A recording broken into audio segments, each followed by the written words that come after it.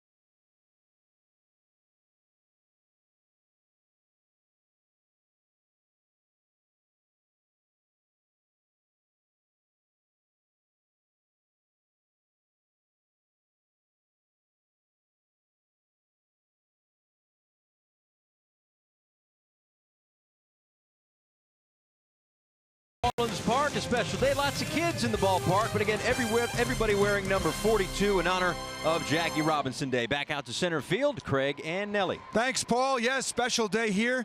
Nelly wore 43, but he would have loved the opportunity to wear 42. That didn't come until after your right. And I played with the last guy who wore it, and that was Mariano Rivera, and what an honor that was. But you know, to be able to do what they're doing and honor him with 42. The one good thing, well, a lot of good things with the Yankees, a lot of old timers, you hear some old stories, and a lot of them surrounded or around Jackie Robinson. I wish I had the opportunity to see him. I had an opportunity to meet his wife and also know his daughter a little bit throughout baseball. They have done tremendous things.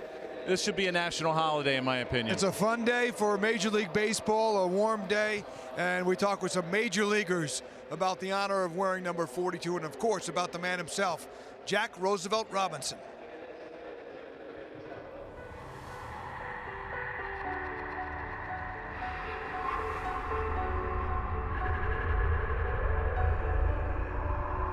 What he did for the game, allowing, you know, a lot of different ethnicities to be able to continue to play the game at the highest level is, you know, second to none. You know, a lot of us can sit back and say, oh, if I was in that position, I would have done this or that. But truth be told, he took a stand, and, you know, it's a lot of things that a lot of us probably wouldn't have had the courage to do, because it was a rough time. He was a trailblazer, and for him to do what he did in the time period that he did it, you know, battling all that adversity, not just on the field, but away from the field, you know, for him to, you know, to keep his mouth shut and just to play the game and to show people the right way to play it, you know, he's very special.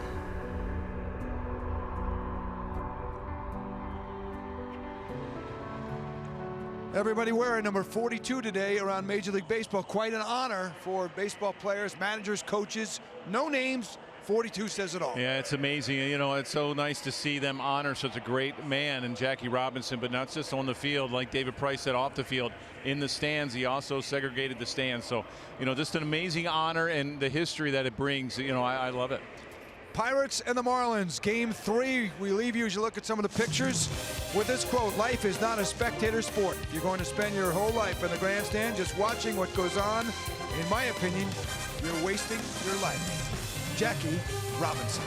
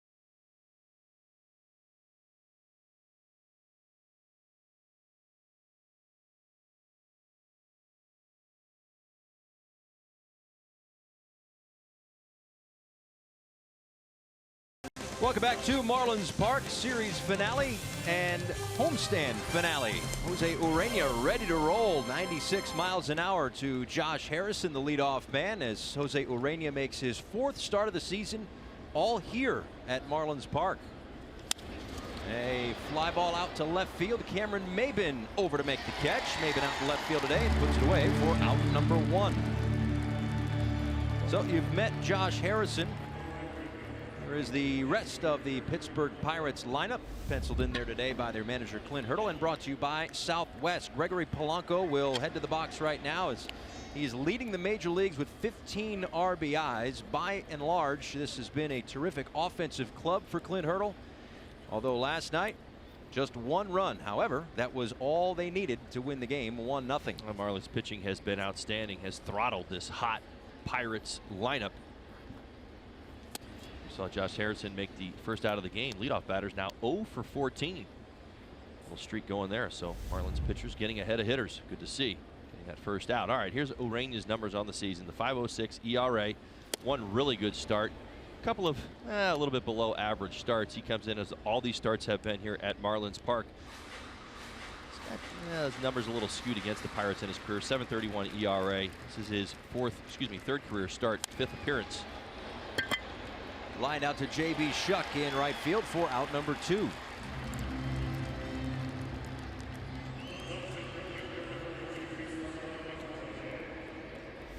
Today's Marlins defense is brought to you by Sylvester Comprehensive Cancer Center. Maben getting the start in left field today. Brinson in center. Shuck over in right. Anderson, Rojas, Castro, and Dietrich at first base. Wallach behind the plate for Ureña. The one thing Jose Ureña did splendidly last year was bounce back from a team loss. 12-5 in 2017 following a team loss. One of the best in the game. In fact, those 12 wins tied for top spot in baseball with Jacob deGrom. So it's partly that. It's partly pitch well to get the team back in the win column, and it's partly keep the line moving because it's been 3 consecutive quality starts. 6 innings or more, 3 earned runs or less.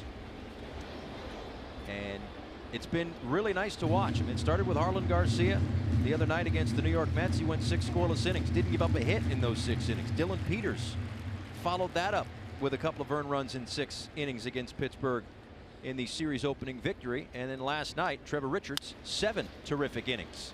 This is Rojas deep in the hole, but the speedy Marte will beat that one out. Not an easy play.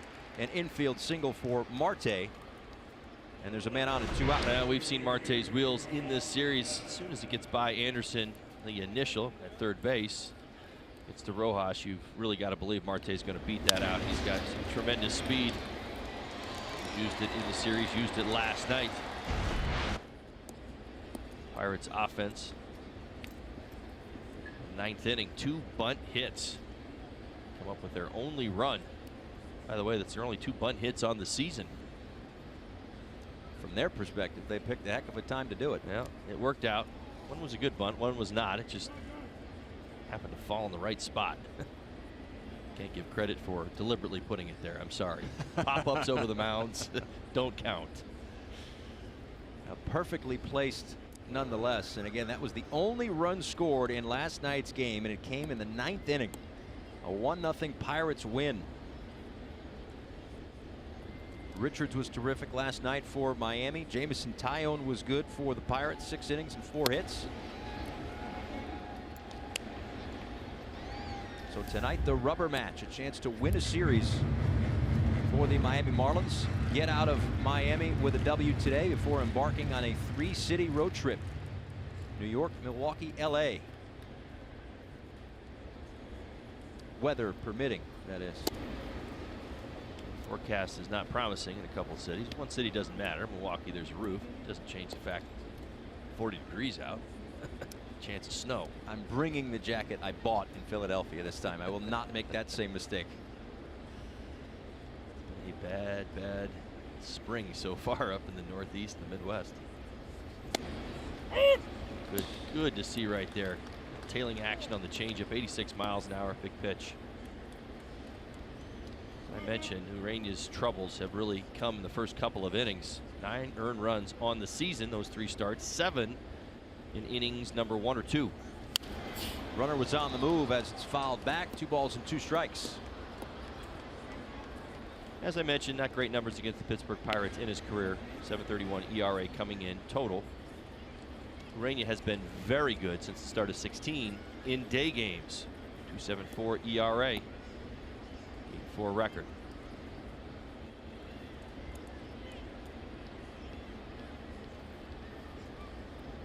Two and two to Josh Bell. Once again, the runner was on the move, and once again fouled off to the left side.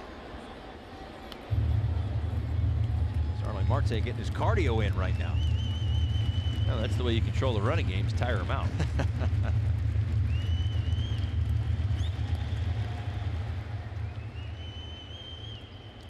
Jose Urania knows what he's up to, right back on the mound and ready to go. Not kidding about tiring him out.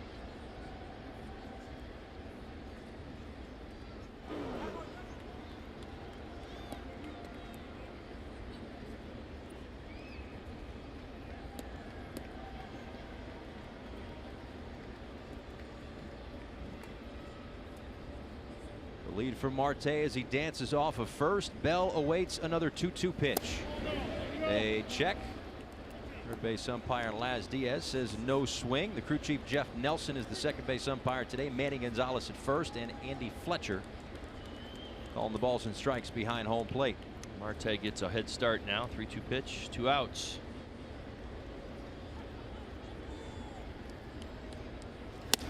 And a called strike 3.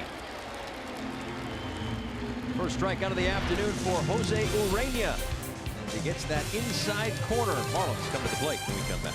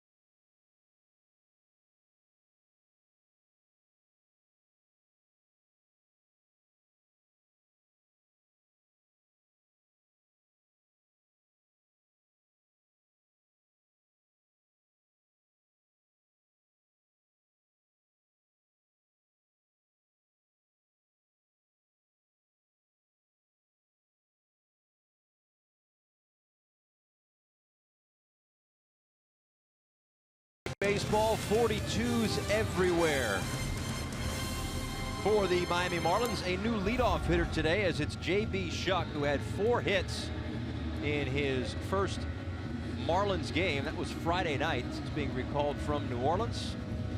Certainly making a splash. Another change is Justin Bour gets the day off. Don Mattingly wanted to get him off his feet a little bit, so Derek Dietrich moves from left field over to first base.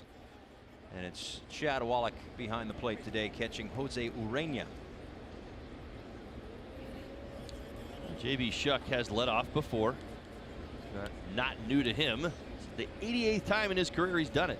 He's hitting that top spot in the lineup. In fact, he's got very good numbers. 272. Got 101 of his big league hits in the top spot. 15 doubles, 19 walks to go along with it. All against Ivan Nova today. The Marlins are going to try to figure this guy out. We noted the numbers. He has been nearly unhittable against the Marlins in his career.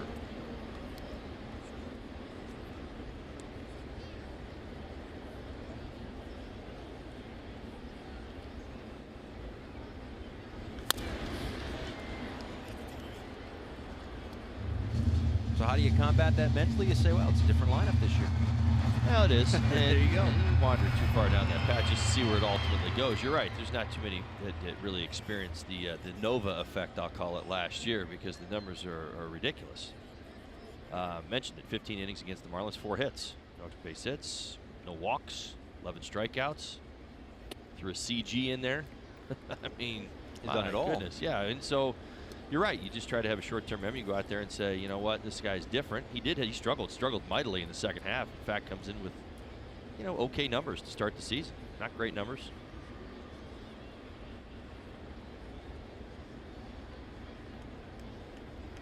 Be a 2-2 pitch here to J.B. Shuck, who fights that one away. Still 2-2.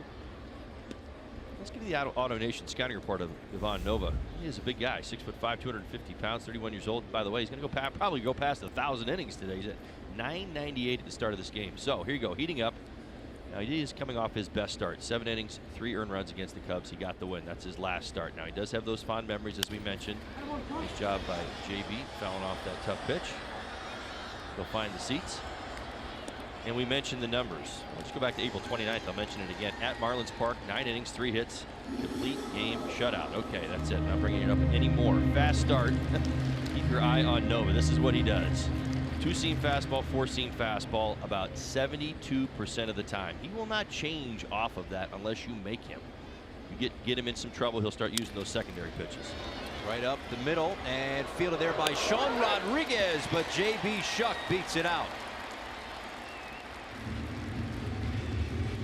Not sure if Nova got a glove on that or not, but either way, Shuck was hustling down the line. And he's going to get it. I got him in there. The baseball is not to the interior of the glove. J.B. Shuck crosses the bag. Just enough time to lead this game off with a base hit. The chopper over the mound. I don't want to dare say miscommunication. What I'll say is this. Jordy Mercer is their everyday shortstop. Sean Rodriguez is getting the start today at shortstop. The timing seemed like it was just off a smidge. I think that's what got JB that base hit. Marlins will take it. Now here is Miguel Rojas. Comes in hitting .291 on the season.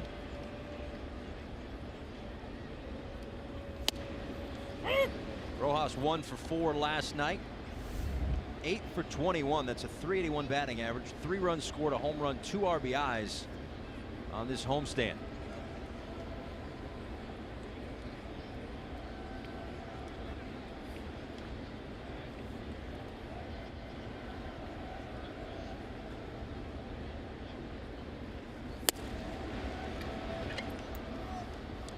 Give you some splits on Nova.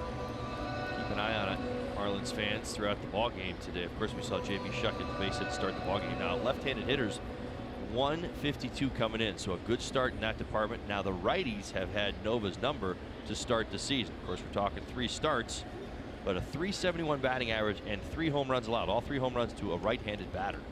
Struggling with this side of the plate.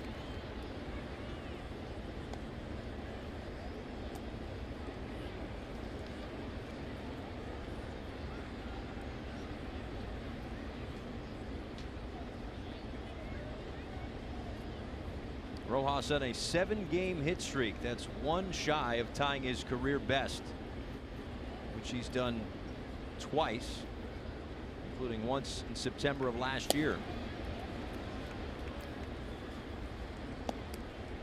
2-1 to the Marlins shortstop.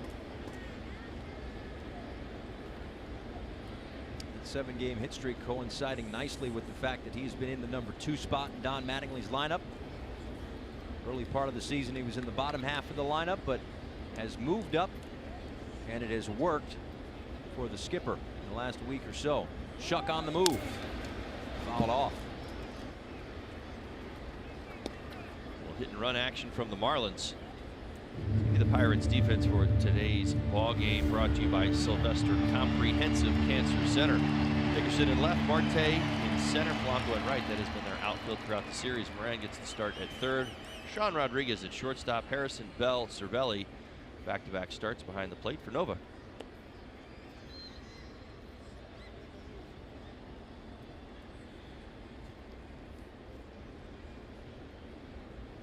Shuck made him work a 7-pitch at-bat. This will be the 5th pitch of the at-bat to Miguel Rojas. And it's an 8-game hit streak for Miggy. 2 on and nobody out here in the first. Nice job by Miguel Rojas. The short compact swing has worked all season. 2-seam fastball. Not hunting his hands. It stays in on the inside part of the plate, but a nice job pulling those hands through. Short compact, hard hit to the left side. Marlins in business. Now last night 0 for 6 with runners in scoring position. One of the problems they had clearly in getting shut out 1-0. They had some opportunities, in fact more opportunities than the Pirates. Hopefully today Marlins will make something happen. Overall, with runners in scoring position, they're at 248. That's right in the middle of the pack in the National League, 8th. Strike call to Starlin Castro. 2 for 4 in last night's ball game. 6 for 20. That's 300. A couple of runs scored, a couple of RBIs, and a stolen base on this homestand. It seems like the Marlins have been a little all or nothing on those conversations with the runners in scoring position this season. Certain days where they've scored a few runs, everybody seems like they're coming up with a base hit in that situation, and there's been plenty of games where it's, goose eggs.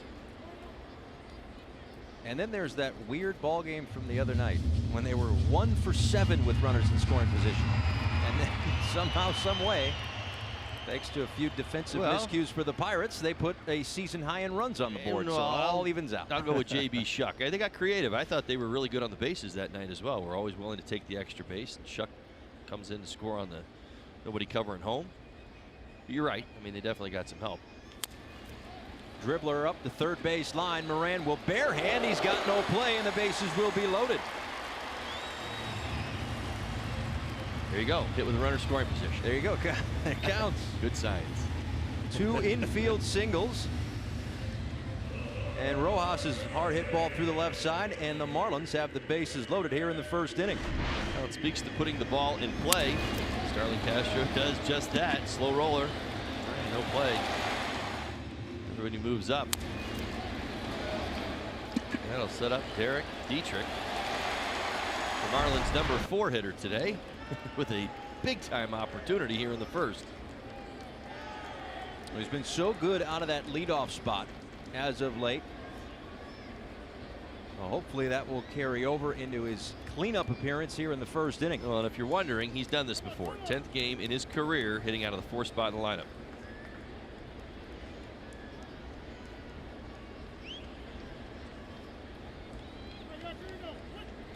For 4 in last night's ball game, but 7 for 21 on the homestand.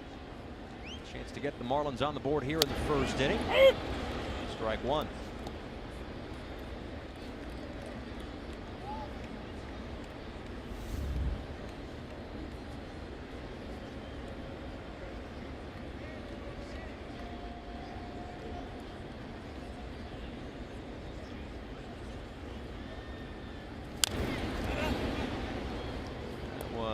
Was fouled off at the plate. 0-2 now to Derek Dietrich. 18 hits for Derek Dietrich. He's tied for 9th in the National League. He's had some success against the Pirates as of late. In his last 6 games, he's hitting .320. Shuck at third, Rojas at second, Castro at first. Still nobody out here in the first inning. Nova deals the 0-2. And it's a called strike 3.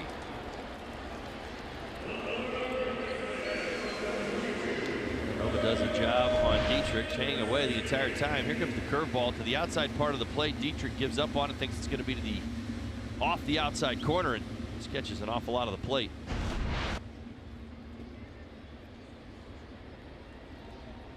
So it's up to Brian Anderson now. Bases loaded and 1 away. Anderson 2 for 4 last night, 294 on the homestand.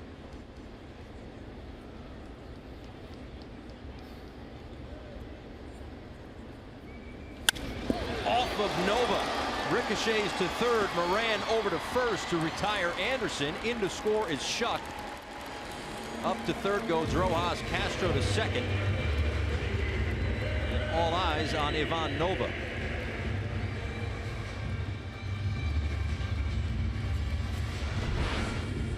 staff on the way out. Hard hit ball, one hopper off the back heel, the left back heel of Nova.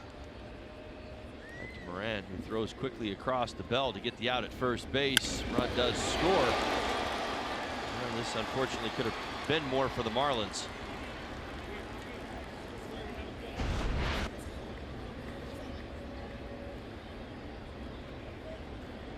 So that'll bring up Cameron Maben.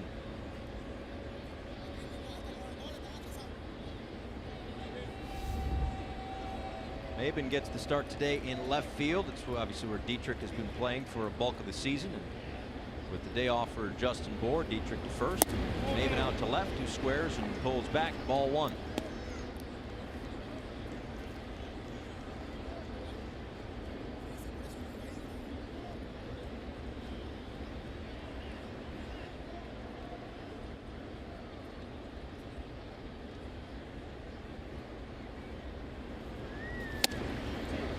Got out of the way of that one, 2-0.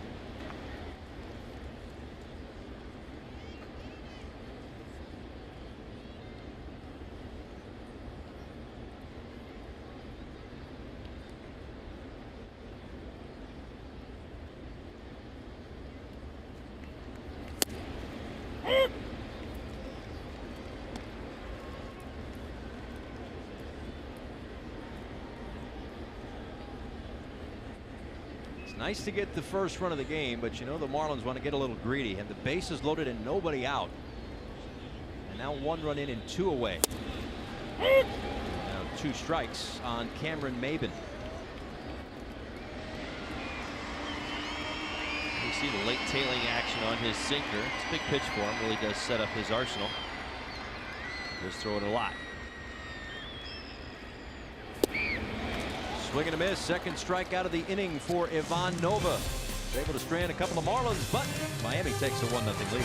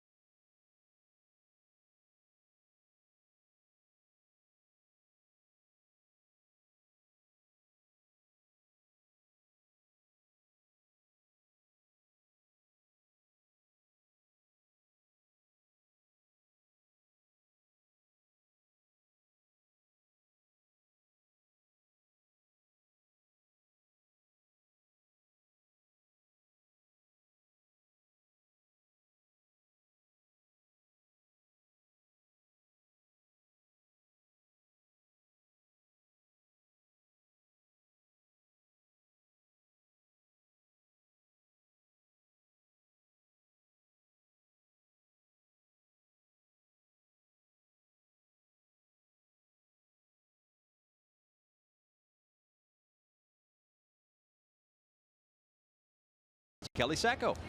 Thanks, Paul. Cameron Maben and Lewis Brinson spent their off day on Thursday at the Northwest Boys and Girls Club, where they paid tribute to Jackie Robinson through artwork. Maben and Brinson teamed up with the kids to create a work of art that represented overcoming obstacles and breaking down barriers and what that looks like to them. This was done through the Marlins and Maben's foundation. Maben's mission: they wanted this artwork to represent Jackie's message that obstacles and barriers are a part of life, and like Jackie, we can overcome them. That final product was unveiled earlier today before the game and is currently in section 16 here at Marlins Park for fans to take a better look. Kelly, thank you so much. And there's Maben to put that one away for the first out here in the second inning. Kelly, you were there. What was that now? Thursday, right? Correct, Thursday on their off day. I can only imagine that Cameron Maben, this obviously near and dear to his heart, his foundation, but Lewis Brinson was there as well, obviously giving back to his community, not just as a Marlin, but also as a guy from South Florida. Oh, absolutely. Lewis said that he was so excited to be a part of this, and him and Maben are very close, so he jumped on the opportunity. Again, it was a day that they wanted to spend with the kids and teach them, too, that these obstacles and barriers that they're going to face in their life, too, they are not alone, and they can, too, overcome them.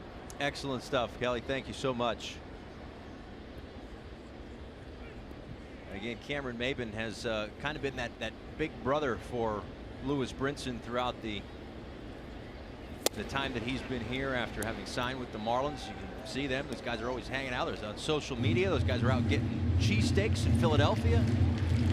You know, it's important to have, and I mean this, you know, that older brother mentality. And Maben has done a fantastic job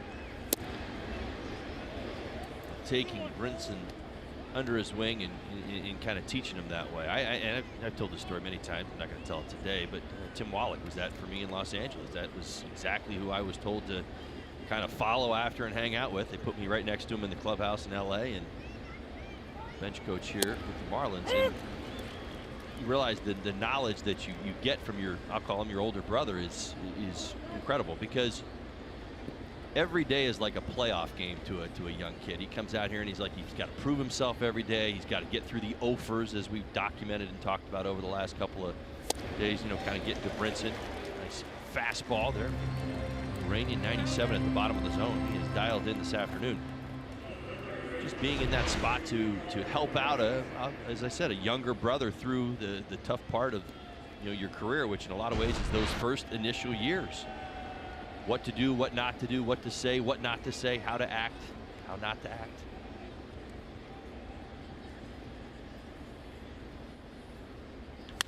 Colin Moran into the shift, and that one hit so hard it goes past Castro and into right field. Wow. That ball was hit so hard that even Starlin in shallow right wanted to play that off to the side. I might score that mid right, by the way. He was out there. I'll tell you. Well, Starlin Castro starts out in shallow right field, mid right. You're right, because he's going to back up on this. How about this? A nice drop step. I can't remember saying that for an infielder. When was the last time I said nice drop step? You know, wants to play it off to the side because that ball was hit so hard. Second hit of the ball game for the Pirates.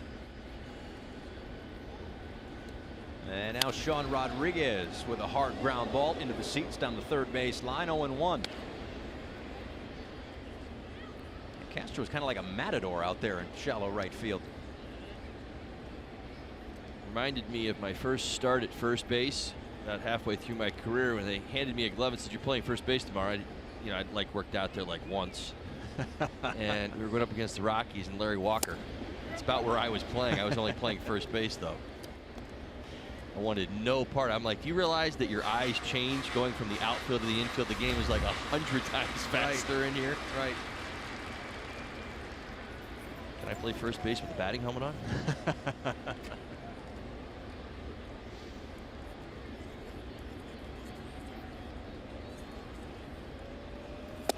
I had a conversation similar to that with Perry Hill the other day about, I always loved when guys, you know, people in the media usually say, "Oh, we'll just stick the guy over at first base. You can hide him there." So much of the game goes through first base. You can't hide anybody. There's only 9 positions. Not in today's game, not on a major league field. So funny. Nice try by Urania. Good slider off the outside corner. It missed just a slight bit off that corner, but again, he's not missing out over the plate. So good signs here in the early going. 2 balls, 2 strikes, 2 outs, and that one is inside. That'll release Moran from first.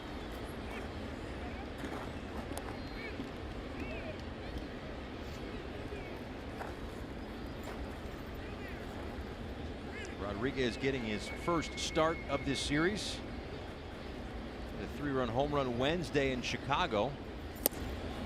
We'll draw a 2-out walk here in the second this afternoon.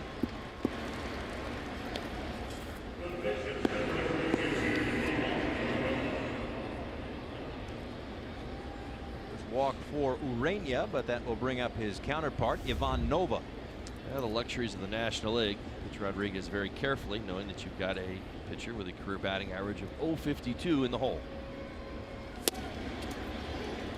What a big hack, though. It's a healthy hack. Well, clearly cheating. Yeah. It's okay. Got some good velocity, but his front half was in the Marlins dugout. Hey, you only get 3 swings. Make them count.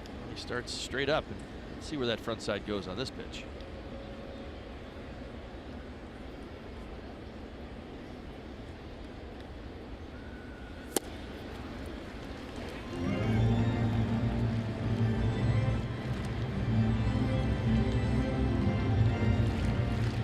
I always think of the phrase, how do you like it? Exactly. When I watch pitchers hit. Right. Not so easy, huh? Right. 3 strikeouts through 2 innings of work for Urania. Strands a couple in the second. 1-0 Marlins.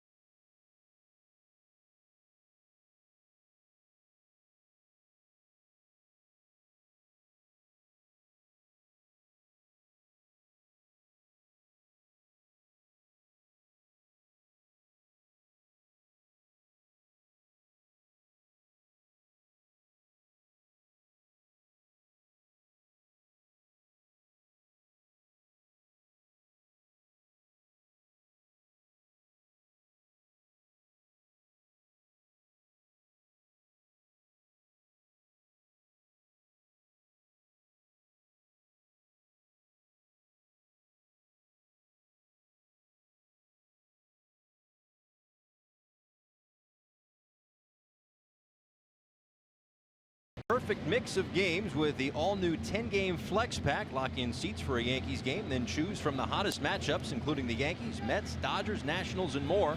Enjoy value and flexibility to catch all of the action at the ballpark. Customize your matchups at marlins.com/flexpack. Lots of little leagues and youth baseball teams around the ballpark today. Very nice on a Sunday afternoon. Roof closed for only the second time this season, but I guess there's storms floating around the area. It was open when I arrived this morning and was actually startled when they closed it. I had gotten used to the roof being open just about every day here. That's right. All of a sudden I heard a loud boom and realized that There goes the roof. the roof above me was moving. 0-1 to Lewis Brinson. To the second base, Harrison. 1 away. Well, it's interesting, and again, this is really just, it's fun with numbers because the sample sizes are so vastly different, and we're not that deep into the season. But the roof has been open for 10 games, 12 home runs in that span. It's been closed for 1, and there was 5. So, again, I get it. Do with that what you will. Well, and this is my own theory. I'm certainly not, the players are way ahead of me on this as far as what they feel and what they sense when they're on the field when it's open. To me, it's not so much about the roof being open and closed, it's the windows. The windows in left field, as you see right there behind the Budweiser sign, when they're open and the wind's coming in, it's knocking baseballs down. Now, what we've had traditionally is that when the roof has been open, the windows have been open as well. When the roof has been closed, so have the windows. There's a good look at the windows. beautiful Miami in the background. Yeah, there are people much smarter than I that figure out how the wind blows. And I think even just talking to some people who are in uniform, put it that way, even they can't quite figure it out somehow. Just the way that the winds change, and you know what's open, what's closed, what's blowing in, what's blowing out, what's blowing across the field. There's just so many different wind patterns. It's hard to really put your finger on what's optimal for offensive conditions or not. Backup slider, strike 3 for Nova. That's his third, and there are 2 away here in the second.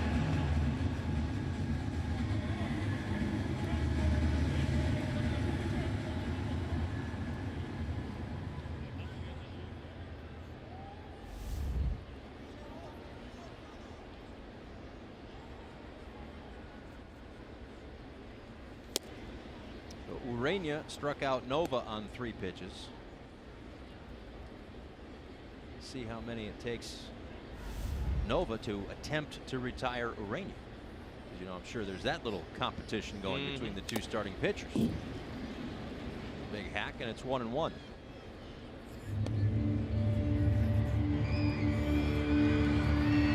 Nova coming off the start against the Chicago Cubs at Wrigley Field. 7 strong innings, 7 hits. And he struck out 6. Picked up his first win of the season. No decision in his first outing at Detroit. A loss against Minnesota at home, and the win at Wrigley to begin his 2018.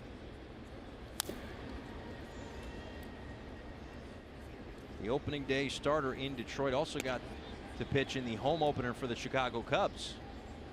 Or, yeah, the home opener for the Cubs last week. Well, in that start, as we mentioned, picked up the win.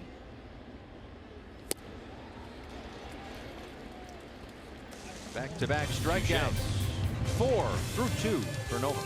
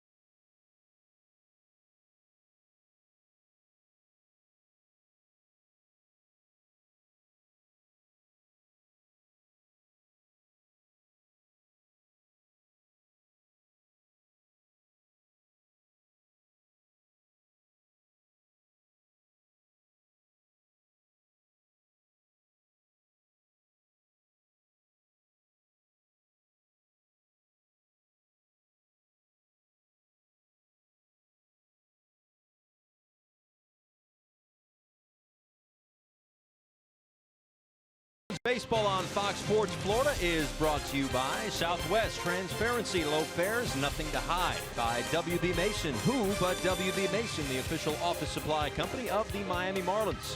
Chevrolet, see your South Florida dealer today. And by your local Toyota dealer, Toyota, let's go places. Let's check in with Craig Minervini. Al Young is with me, the chairman of South Florida Ford. The South Florida Ford models are here too. Autism Awareness Day is a special day for all of us, Al, and one that is dear to your heart as well. Good to see you again, my friend. Good to see you, my friend.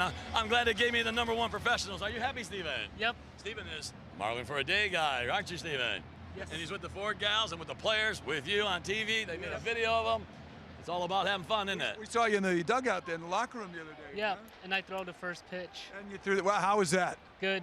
That was a lot of fun. And he kept the ball. You kept my ball. That's his ball. His family's here. They're right behind it. Your family here? Show them. Say, Craig, there's my family, all of them. That's right. Back there? Okay. Nice to see you guys. Okay, all right. Autism Awareness Day been going for a few years and dear to your heart. Listen, the Marlins work with some of our pillar partners. Autism Speaks is one of them. We're here to try to raise awareness. It's not always money, you know. It's about awareness. People need to know. The mothers need to know where to go. Now they can. We started a long time ago. Listen, it's just like anything else. You can do what you want to do. You can say what you want to say, but it's what you do that matters. The Marlins work with us today. Steven did. They made a whole nice day for them. My staff work with them. Autism work with them. That's what partners are for. You either have vendors or partners. And that's what we do, and you've been a part of that, so thank you. We're here to make a difference. I believe you can do that and make a profit. So let's hope the profit part comes, because we made a difference, right? Just hashtag Ford for Autism. I told you. Nicely done, Steven. Right. Hey, I'll give you the job now. Your cousin. Taylor's your cousin. here's Heather. And Steven, you got to meet Derek Dietrich, too. Is that right? Yep. Oh, yes. What did he say to you? Hi. Nice to meet you. It's great to see you another day. He spent the day with him. Spent the whole day. We're actually running some of the footage. You got to go. What'd you think of the Marlins clubhouse? Nobody gets to go in there unless you're a player. What was that like? It was like, Was it exciting? yep, it was exciting. And it's beautiful too, right? Yep, it's beautiful. Good to see you, Steven. Thanks. A guy like Brett Musburger or somebody, no? Let me tell you something about that, Jimmy. All right. Good to talk to you, Al. Good to see you guys. Always good to see the South Florida Ford models as well, guys. Let's go back upstairs to you. Good job. All right, Craig, thanks so much. While we were chatting downstairs, this hit by pitch got the hand, or maybe even the forearm, of Josh Harrison, and he's going to come out of this ball game. Well, he is not happy. He fired his helmet to the floor of the dugout. Well, I think bounced up and almost came back on the field. Well, he's got that elbow guard that kind of has it kind of covers a little bit of the forearm. It looked like it just missed that, or even if it did hit the guard, it got him pretty flush. So yeah, Harrison's out of this ball game. Any updates on his condition, will be sure to pass those along.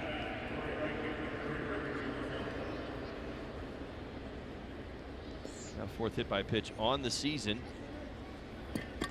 Frazier's going to come in for Harrison at first base. Remember the first three hit by pitches actually in the first inning, all the way back to opening day. So Urania has been on his best behavior, so to speak. And a check over there at first. Frazier is back.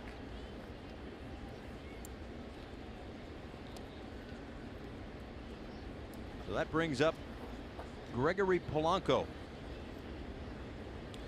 2 for 21 on the road trip, 0 for 8. Before lining this one foul. Check that 0 for 9 in this series. A big part of what the Marlins staff has done was really contain the top of the Pirates lineup, setting the stage. Harrison and Polanco have been essentially shut down all series long. Harrison now out of the game. Came to Miami hot, good career numbers. Loop down the third base side in foul territory. It's Anderson for out number 1. They've kept Polanco now to an 0 for 10 this weekend. That'll bring up Starling Marte, who singled back in the first inning. His bunt single in the 9th inning of last night's ball game started a 9th inning 1-run rally, but that was all the Pirates needed as he came around to score the lone run of the Pirates' win last night.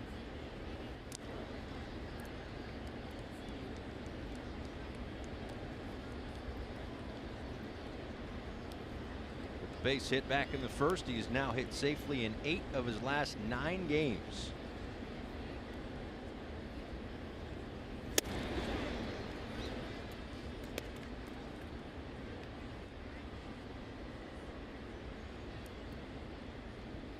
Talked about how good the Pittsburgh Pirates offense is on the whole throughout this series second in the National League in average runs on base percentage, first in the National League in slugging percentage, and yet the Marlins kept him to 2 runs on 5 hits on Friday, 1 run on 5 hits last night.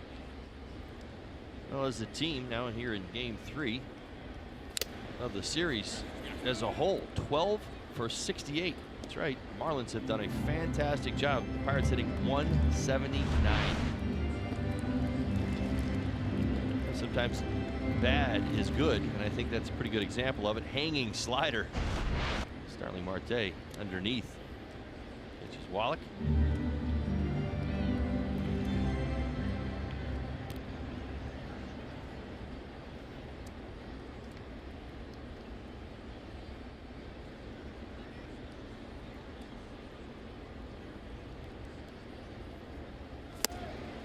Waved at and missed. The ball and 2 strikes. And to get back to that, the pitching for the Marlins again in a good spot. They have 5 quality starts all season. 3 of those have been in a row with Harlan Garcia, Dylan Peters, and Trevor Richards last night. Today it's their ace, Jose Urena. Caleb Smith will start as Marte lines a base hit into left field. 2 on and 1 out for the Pirates here in the 3rd. Caleb Smith gets the start tomorrow, and then, you know, soon enough, hopefully in the next week or so, we don't know, 2 weeks maybe, Dan Straley's back too. Hey Marlins fans, now you can stream games live on your mobile device with Fox Sports Go, presented by T-Mobile. Download the app, take Fox Sports Florida, Marlins baseball, wherever you go.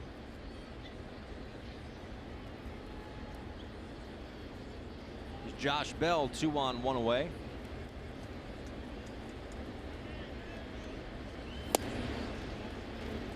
Yeah, Straley started his rehab assignment on Friday. Had that little forearm issue that kind of bothered him toward the end of spring training. Again, nothing serious. Here we are in mid-April, and he's already talking about coming back. So just a matter of trying to get him as close to 100% as possible. Make sure that there weren't any lingering effects.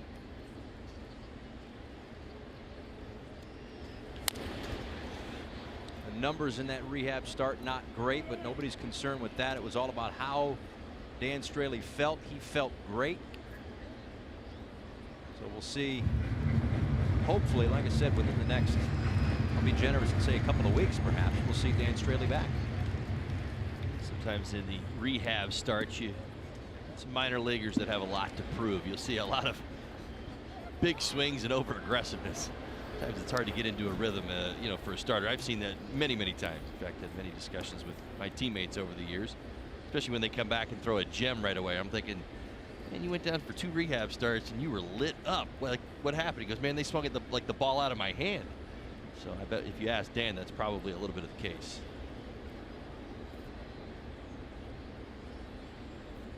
As a minor leaguer, you're always like, oh, we've got a big leaguer on a rehab assignment. I got something to prove. Past the dive of Dietrich and into the corner. Adam Frazier's going to come around to score. Joey Coro waving his arm around. Here comes Marte, and the Pirates score a couple on the double by Josh Bell.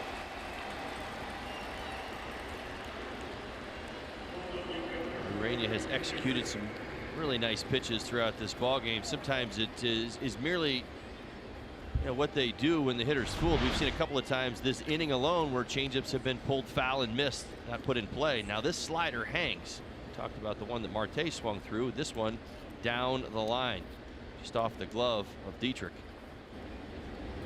2 pitches before, changeup. Bell barely tapped it, and it did not stay fair. That would have been the one.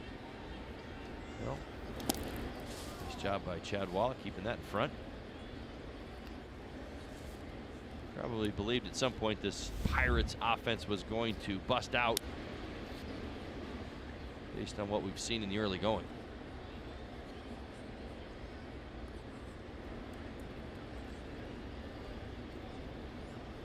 Corey Dickerson off to a hot start with the batting average at .340.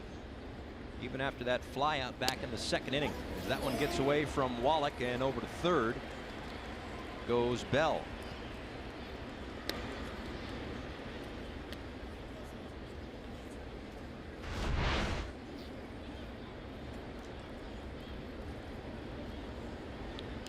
Seam fastball stayed inside. It's going to be a pass ball on Chad Wallach. Pitch after a fantastic job of keeping the 55-foot slider in front. So the Marlins bring the infield in. 3-0. This is where you feel like this is what the Pirates maybe did in the early going. We didn't see too much of it in the series, but that compounded trouble that you can get into, and we've talked about it, you know, almost all series long. Hot hitters up and down this lineup. And they have also been hot in situations like this. 1 for 2 so far today with runners in scoring position to only help a .310 batting average as a team with runners in scoring position. Good enough for 4th in Major League Baseball. Well, the Bell double, only the second hit with a runner in scoring position in this series. That's the third. Dickerson, a base hit to center field, scores Bell, and it's 3-1 Pirates. 3 consecutive hits for the Pirates, as you mentioned.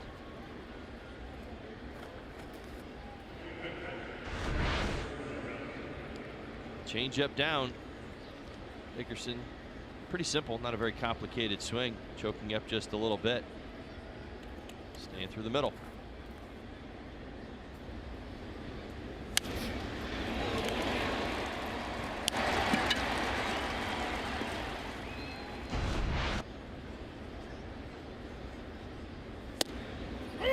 Strike to Francisco Cervelli, who struck out back in inning number 2. One of 3 strikeout victims tonight for Jose Urena. Cervelli 8 for 15 on the road trip, 2 for 3 in the series. Got Friday night off. Played last night. Back in the lineup this afternoon.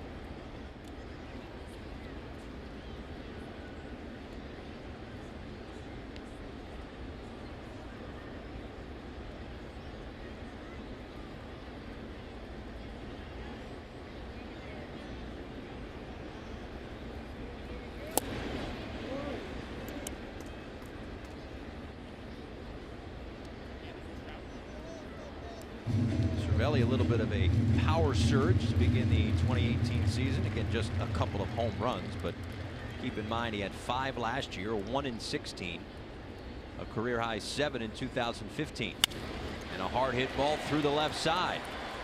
4 consecutive hits for the Pirates here in the third against Urena.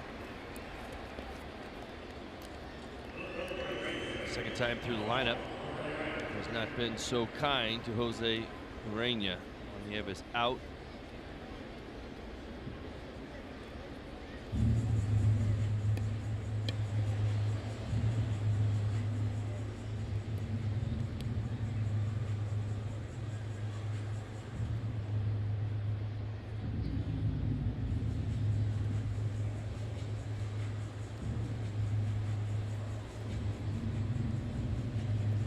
Talked about how good the numbers have been for Nova against the Marlins. 3rd career start, 5th appearance against Pittsburgh for Urena. 1-1 with a 7.31 ERA. Now again, lineups change. We get all that, but for some reason, something about these uniforms doesn't seem to jive with Urena. But still 1 ground ball potentially away from limiting the damage here in the third. Colin Moran takes low. Moran singled back in the second. Go back to the first time through the lineup for Urena. You know, his misses were good misses. Pirate hitters had to respect that he was living on the edges and making pitches, and that he was in a good spot. That has gotten away from him the second time through. These have been easy takes. Much like that. Changeups that bounce in front of the home plate. Big league hitter doesn't even think about swinging at that, particularly ahead in the count, so they become waste pitches. The pitches that aren't respected by the opposing hitter, and that's what Urena is dealing with right now. The secondary pitches in particular have not been good enough to warrant a swing and a miss or even a chase. Pirates are just not in that position. They're keyholing him currently. Seen 4 hits in a row. Moran flies one out to left field. Maben underneath this one for the second out. A little bluff over there at second base by Dickerson, but he stays put. 2 on, 2 away.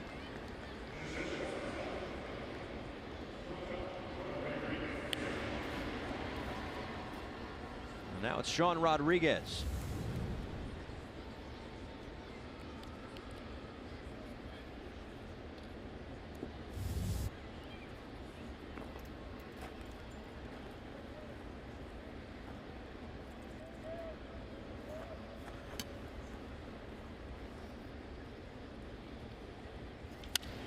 Rodriguez on the first pitch, out to Maben.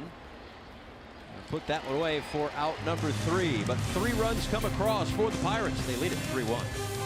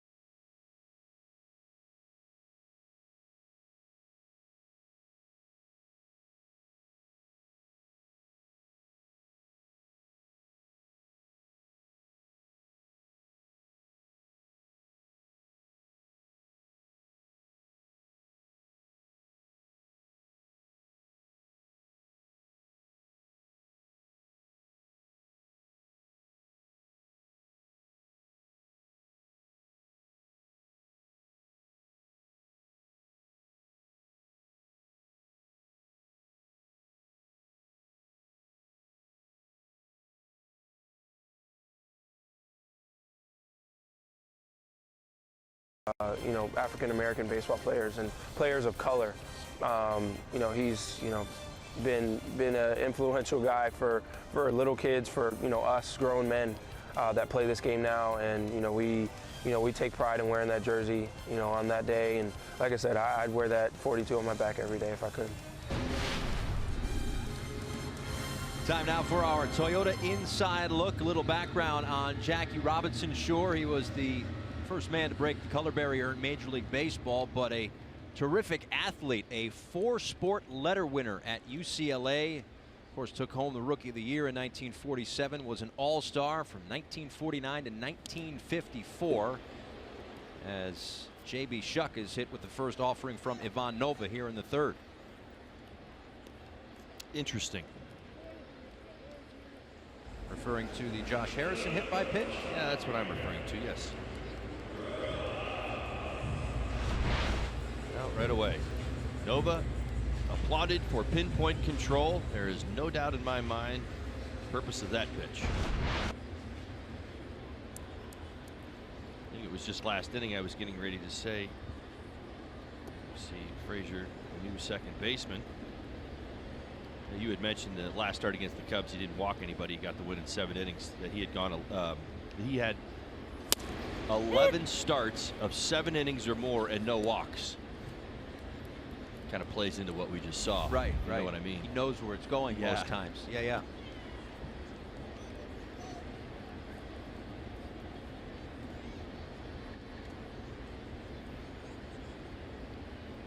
Here's Miguel Rojas, who stretched his hit streak to 8 games with a base hit back in the 1st inning.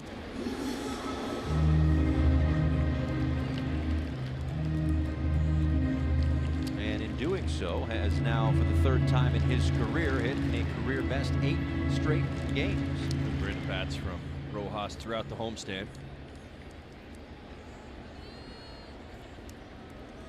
left side of the diamond. Some hits to center field, a few to right as well.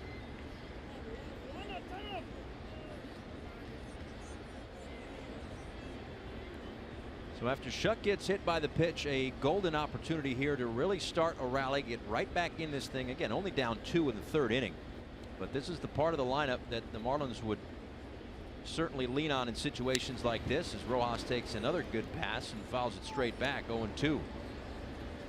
Castro to follow. Derek Dietrich in the cleanup spot today, behind Castro.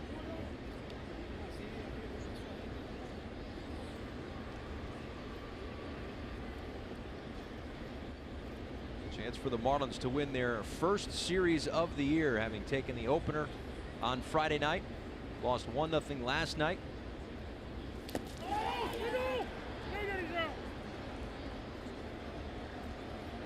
And Rojas couldn't hold up. 5th strikeout for Nova, and there's one away in the 3rd.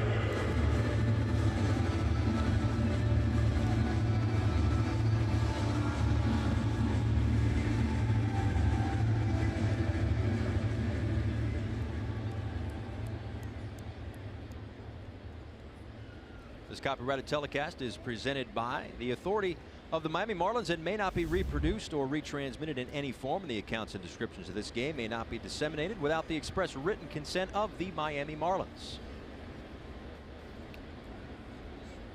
Here's Starlin Castro,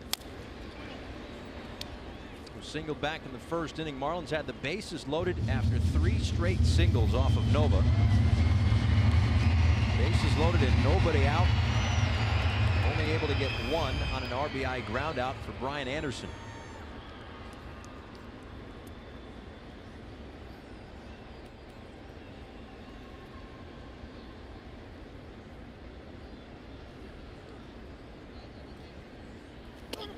Inside to Castro.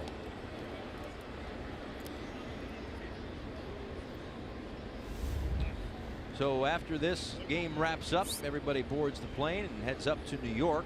A 2-game series against the New York Yankees, who will have Luis Severino and Masahiro Tanaka as their 2 starting pitchers. A little bit of a jumble in their rotation just because they had both of the games in Detroit postponed today. And runner goes. Foul back and out of play. Just looking here, I'm not sure if this was the like if there's more games being played or they got postponed. So 2 games in Detroit, Yankees and Tigers postponed. Toronto at Cleveland postponed. White Sox and Twins, no game. Angels Royals, nothing. Braves Cubs, nothing. And a delayed start in Cincinnati, St. Louis and the Reds. It's crazy spring. Yeah, I mean, we're there now, right? I mean, spring question mark. We say winter. I mean, it's like this one's been going on forever, right? Oh my goodness. Because interestingly enough, we were talking about a little bit earlier today, just as we are all making our way in here, we've kind of had the opposite effect here in South Florida. In fact, South Florida is dealing with a little bit of a drought. We've had warm temperatures. Today's like summer, 90 degrees outside, hot, humid, chance of some thunderstorms this afternoon, but it hasn't rained much down here. Everywhere to the north and northeast getting rain, precipitation, cancellations. Most of these are not just rainouts. Some of these are snowouts. Snowouts, exactly. Yeah. And for some of these, it's going to create a bit of an issue because obviously New York is not going to Detroit more than once. The Angels aren't going to Kansas City more than once. Braves and Cubs. So it's going to make for some funky schedules coming up. Castro out to center field. Marte back for the 2nd out here in the 3rd.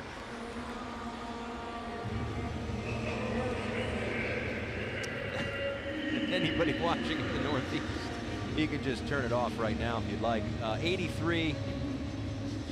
It's windy though. 23-degree wind. Whew. It's rough down here.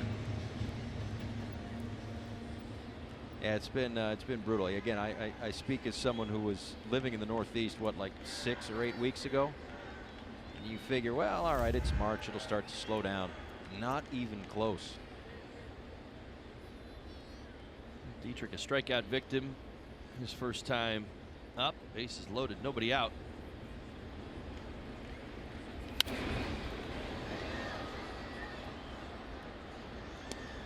Getting the start today at first base, and in the 4th spot in the lineup. Justin Bour the day off for now.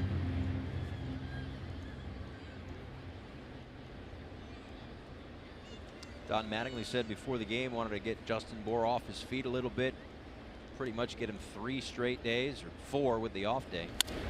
Line caught there by Rodriguez. Had to kind of snatch it back a little bit there, but he'll pull it in nonetheless. Taking away a potential hit from Dietrich. 3-1 Pirates.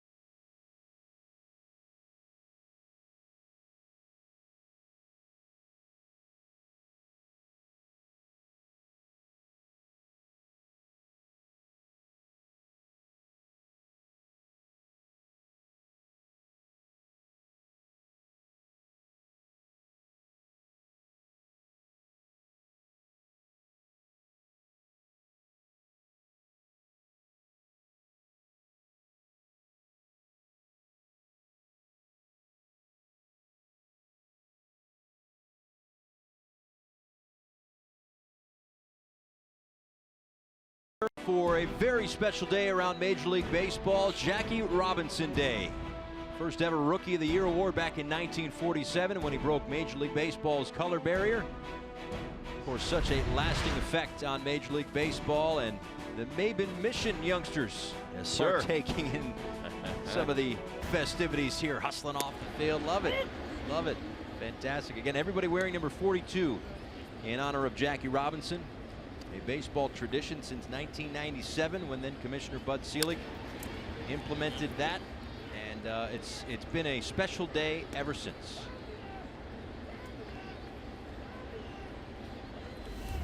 Nova and then Adam Frazier and Gregory Polanco 9-1-2 due up for the Pirates. Chopped up the middle. Rojas. 1 away.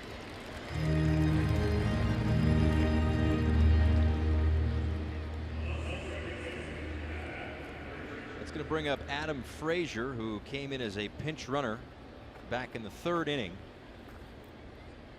after Josh Harrison was hit by a pitch. Still awaiting any word on the health status of Harrison.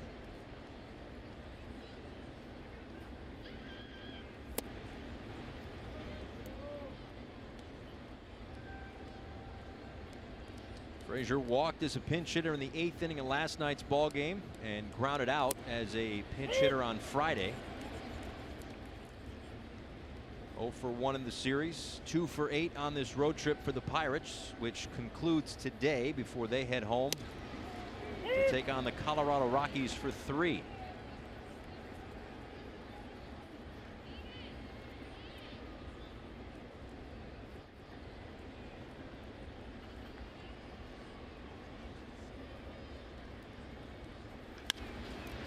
Castro on the backhand, plants and throws, 2 outs. Nicely done as we celebrate Jackie Robinson Day all around Major League Baseball. check this out, Paul. This is really cool. All right, played in 6 World Series, 6-time All-Star. You mentioned obviously the 47 Rookie of the Year and the MVP in 49. I mean, he did it all, and I think that's what is so impressive. Stole home 19 times in his career.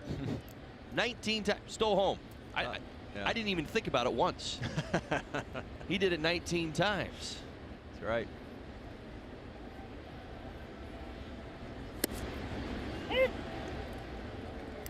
I think it's paramount what he did in again breaking the color barrier, no question about it. But if for a moment you were able to separate that and do as you just did, kind of look at his baseball career, he's still a heck of a player. Well, I mean, you can go back to college. We'll get into a little bit more of this throughout the ball game today. I mean, you go back to look at what he did in college. He was the first athlete at UCLA to letter in 4 sports: baseball, basketball, football, and track. I mean, is that guy an athlete or what? I mean, are you kidding me? I mean, you look at what he served in the Army.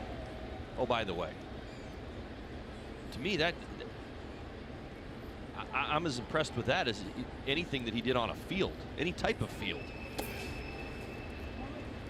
Second lieutenant in the U.S. Army from 42 to 44, was honorably discharged for refusing to move to the back of a segregated bus 11 years before Rosa Parks. This quote from Branch Rickey is one that's always stayed with me. I told Jackie, as a player now, you have to play with the guts not to fight back. And you understand what kind of athlete he was, what a kind of competitor he was in everything that he did. To hear that and then to execute it, off the charts. A strikeout for Urania, a 1-2-3-4 as we celebrate Jackie Robinson Day here at Marlins Park.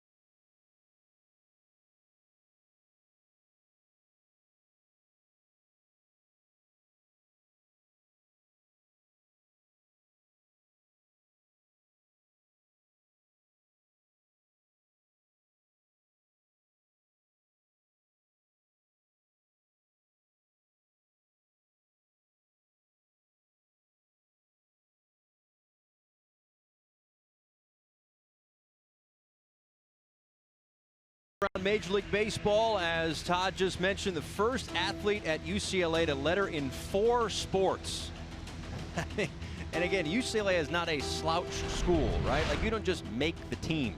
So an amazing athlete, Jackie Robinson, as Major League Baseball celebrates him. The 42s all over the place. Of course, wearing the pins as well. You are a little part up here as the players wear number 42 to honor their great Jackie Robinson on this day. Paul Severino, Todd Hollingsworth back with you for the bottom of the 4th. First pitch to Brian Anderson is a ball, and now Ivan Nova set to deal the 1-0. 1-1 to Anderson, who had an RBI ground out back in the 1st inning. Then it's Cameron Maben and Lewis Brinson with the Marlins down a couple here in the 4th.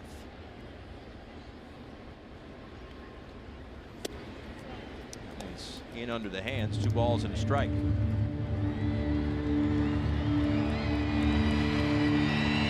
Since the Starlin Castro infield single in the 1st inning, the Marlins hitless. 3 consecutive hits to start the game. Nova has settled into his 2017 version of himself against the Marlins. Somewhat unhittable.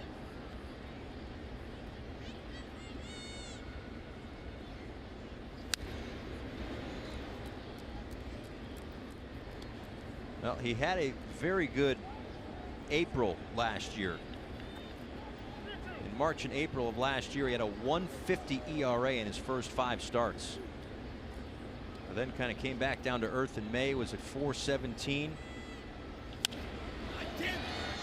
As Anderson flies this one out to center field, a long run in for Marte. He's able to put it away. Here's a message brought to you by FPL. At FPL, we're using technology to help us keep reliability high and bills low. That's how we're changing the current. So a 1.50 ERA in March and April, 4.17 in May, 3.48 in June, and then a spike really in the second half of the season. 6.28 ERA in July, 5.63 in August, and 4.42 in September and October. I was hoping to see some of that today. Me too. Not been the case yet. Marlins are looking to break through against Nova. Seen a few more of the secondary pitches as well this second time through the lineup. As I mentioned in the beginning, does love to use the sinking fastball most of the time. Start to add and subtract as the start goes on.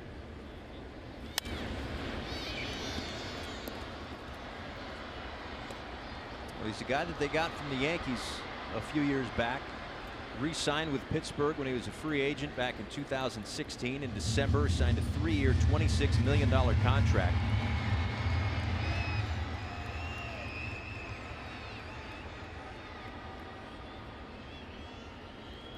Now the 0-2 to Maben.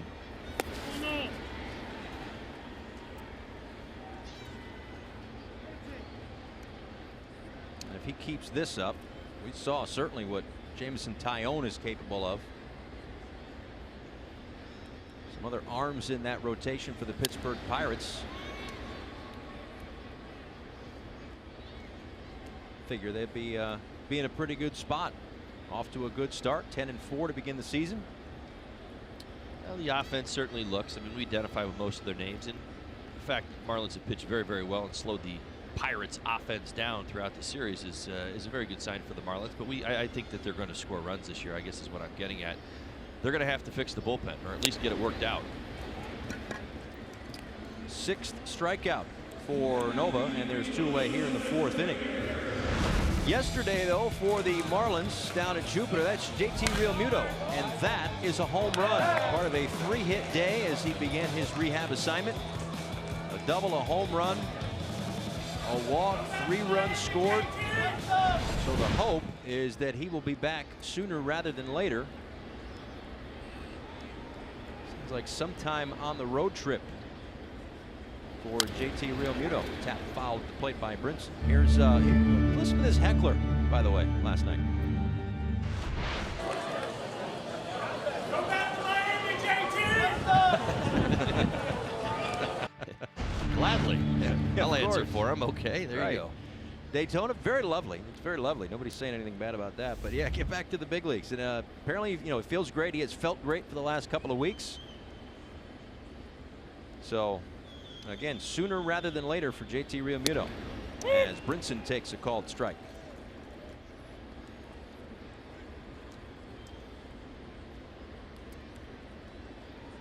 Martin Prado also working his way back.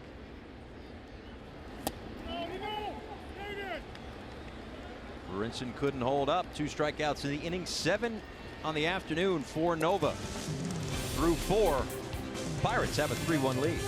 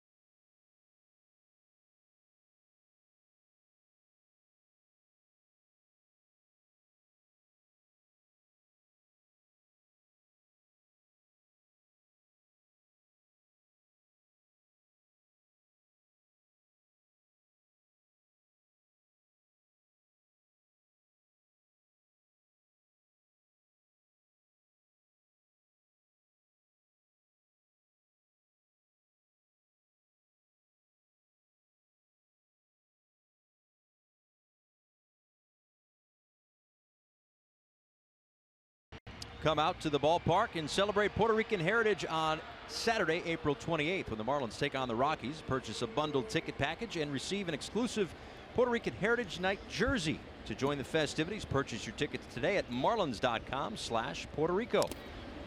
First pitch swinging for Starling Marte to lead off the 5th inning is tapped foul. Marte a couple of hits and a run scored in that 3-run 3rd inning for the Pittsburgh Pirates. After him, Josh Bell and Corey Dickerson against Jose Urena.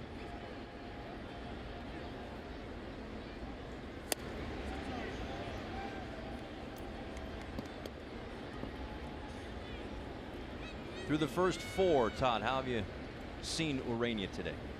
Came a little unraveled in the 3rd, all triggered by the hit by pitch to Harrison. At least in my opinion, that's kind of where it went. Now, I'll say this. Sometimes you make your pitch, and your pitch, that you're hoping gets put in play with bad contact, meaning that great changeup down and that good slider. And you get back to that 3rd inning, and that's what really stood out to me. There were a couple of pitches he made his pitch. Pirate hitters fouled it off. Then he made a mistake, and then that mistake was hit hard, like Josh Bell. And I thought in that at bat, again, first pitch of the at bat was a changeup. He pulled it foul down the line, wasn't hit very hard off the end of the bat. That one hit hard into left field. 3rd hit of the game for Starling Marte. 3 singles.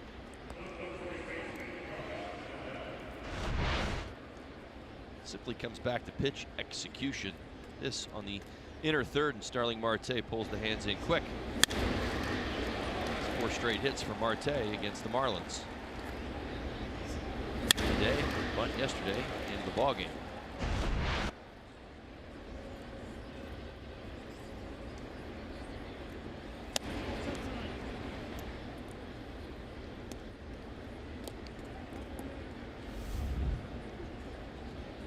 Josh Bell's 2-run double back in the 3rd inning got the Pirates on the board. He then came around to score on the Dickerson RBI single. Swing at 95, but he comes up empty, 1-1.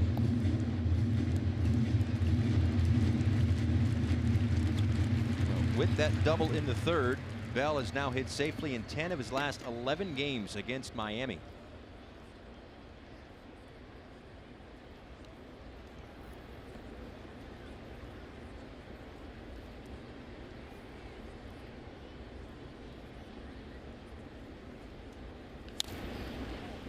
Fouled off, 1-2. Hey, Marlins fans, be sure to tune in to Marlins Live, the pregame show before the next game, presented by your South Florida Honda dealers. Craig Minervini and Jeff Nelson have you covered in the studio as we head up north to the Bronx. A couple of games against the New York Yankees. Caleb Smith, a former Yankee, against Luis Severino. No relation. As Bell pops this one up, foul ground. Wallach gives it a look, but it will reach the seats. 1-2.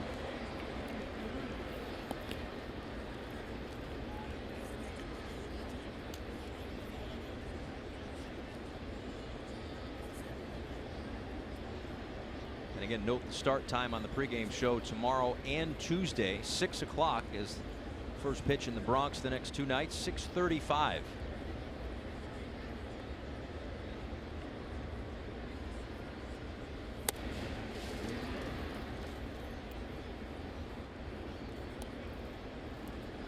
The 80th pitch for Jose Urena.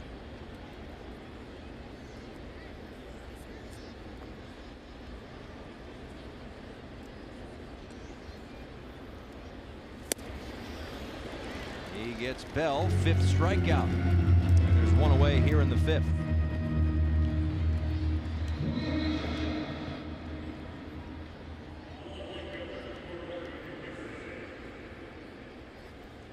Gonna bring up Corey Dickerson again in an RBI single back in the 3rd.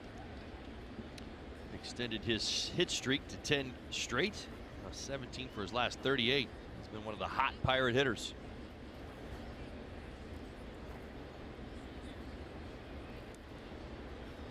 And it's not just singles with this guy either.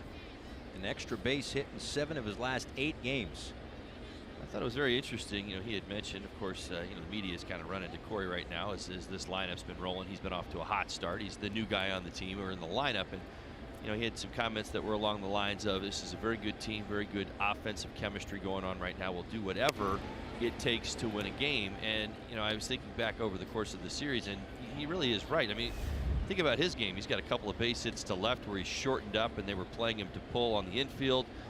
He had the pop-up bunt yesterday that drove in the winning run. I mean, which, you know, is thinking along those same lines. When you're usually that hot, you don't see a guy bunt, especially in the middle of your lineup.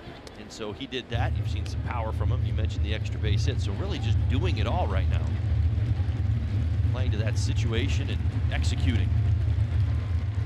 Guy who was the starting designated hitter for the American League in the All-Star game last year. Cooled off in the second half and was designated for assignment by the Tampa Bay Rays before being acquired by the Pittsburgh Pirates.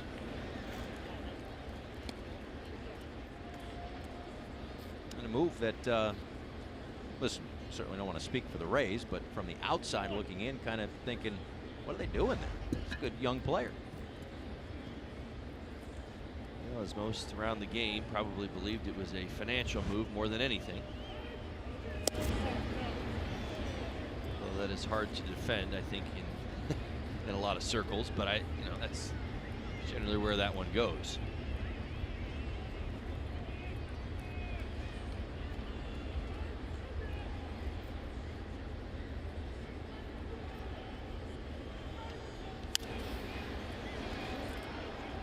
Spent his first 3 years with the Colorado Rockies before playing 2016 and 17 with the Tampa Bay Rays.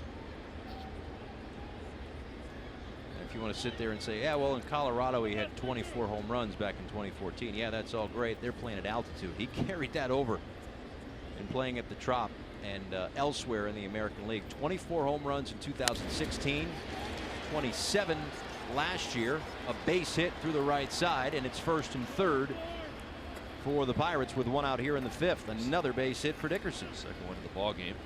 The Pirates are in business again as the Rangers pitch count climbs. Two-seam fastball. Does not tail as far back as he would have liked. Dickerson, that short compact stroke, especially when he's choking up, rips it into right field. Stride.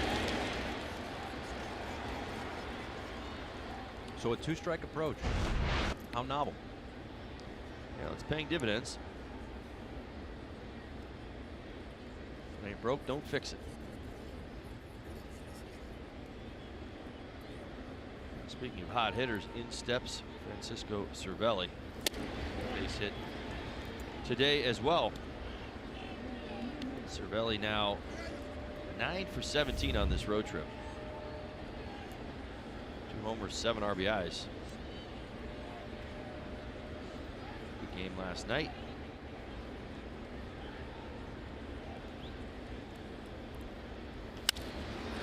Out to center field. Brinson is sent back, and in doing so should be deep enough to score the run rather easily.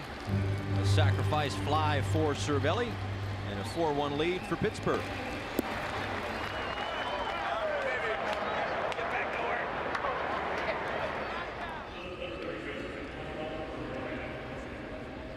Cervelli very much a situational hitter. It's a pitch he can handle, and deep fly ball drives in run number 4 for the Pirates here in the 5th. And in doing so, will put an end to the string of 3 consecutive quality starts by Marlins starting pitchers. Moran to Dietrich, who calmly tags the bag. We are through 4.5. 4-1 Pirates.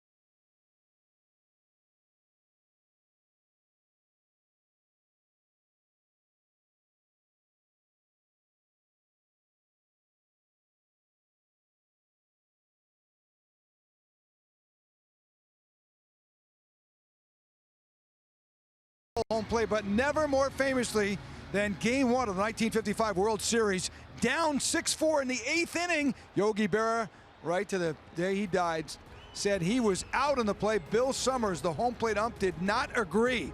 And Yogi had a picture of that moment in his museum. And people say every time he passed it, he'd mutter, "You're out."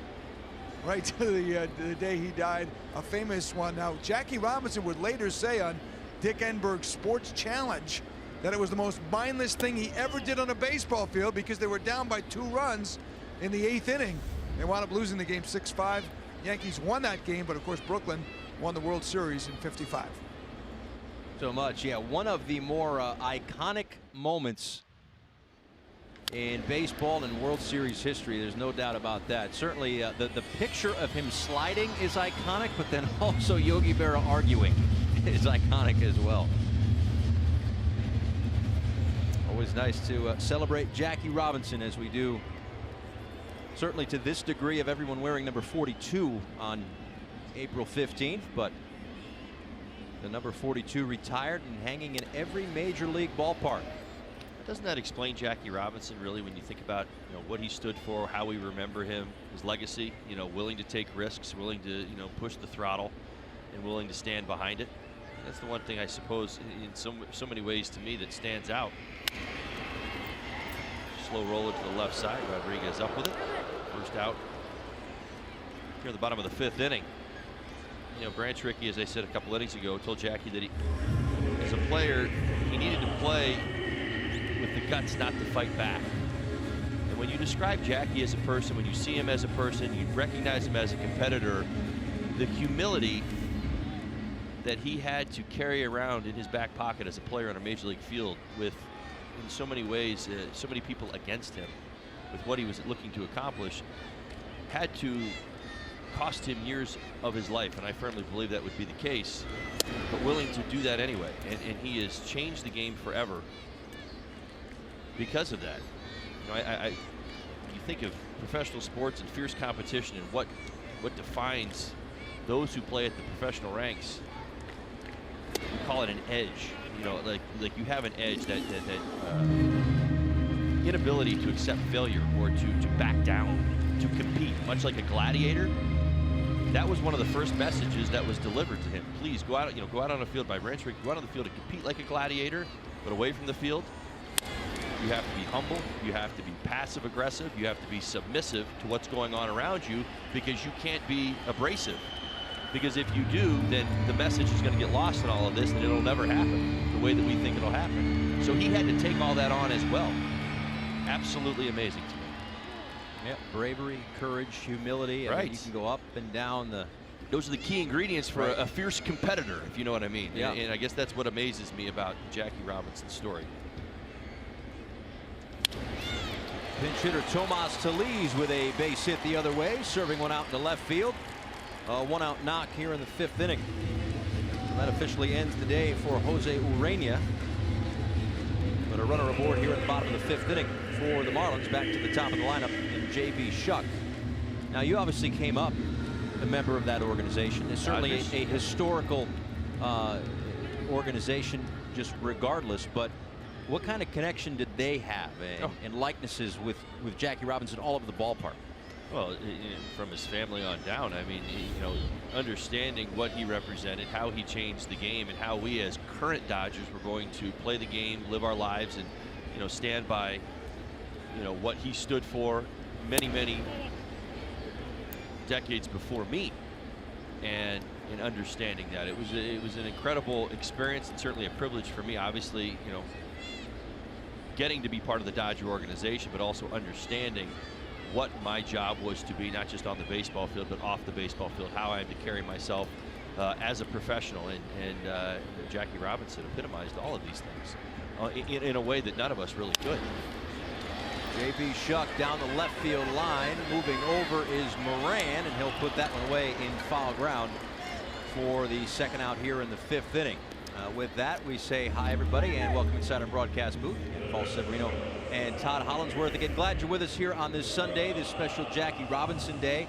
And I know that you were part of that run of Rookies of the Year with the Dodgers, but now in a grander sense to be in the same sentence as a Rookie of the Year along with Jackie Robinson as well. What an honor. I mean, I don't know if there's anything greater that you know, that I could speak to. I mean, obviously there's some things throughout your career that are very proud, that you're very proud of accomplishing, or, you know, certainly thrilled to be part of. I think of my 03 team, that I'm very much proud to be part of that team. But that award, absolutely, with his name on it, sits in my office in the finest spot in my office, if you will, if that makes sense to everybody at home. But that's how much it certainly means to me and means to my family. So yes, you're absolutely right. It is a big part of my life and always will be a big part of my life. And then on a day like this in your career, did you, I forget the timing of it all, did you get to wear number 42? I did not.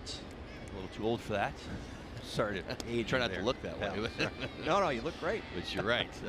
No, I did not. But certainly, you know, instituting Jackie Robinson Day into Major League Baseball, I was part of that, not to where we are today, which again, it continues to accelerate and get better, because it is, and I think Nelly said this in the pregame show, it's kind of our national holiday, one of them anyway, inside the game of baseball, as it should be. Right, and you see guys posting, I mean, certainly it's an honor to look at it and see the 42 that's in your locker and knowing it, and just, you know, thumbing through social media. Everybody's kind of posting those pictures of their uniforms today, not just the Marlins, but across Major League Baseball, and even some of the players, as we've seen throughout the afternoon, wearing special socks or cleats or whatever the case may be to honor Jackie Robinson. We are through 5, a 4-1 lead for the Pirates. I'm told we've got some Holly video on the other side of the break.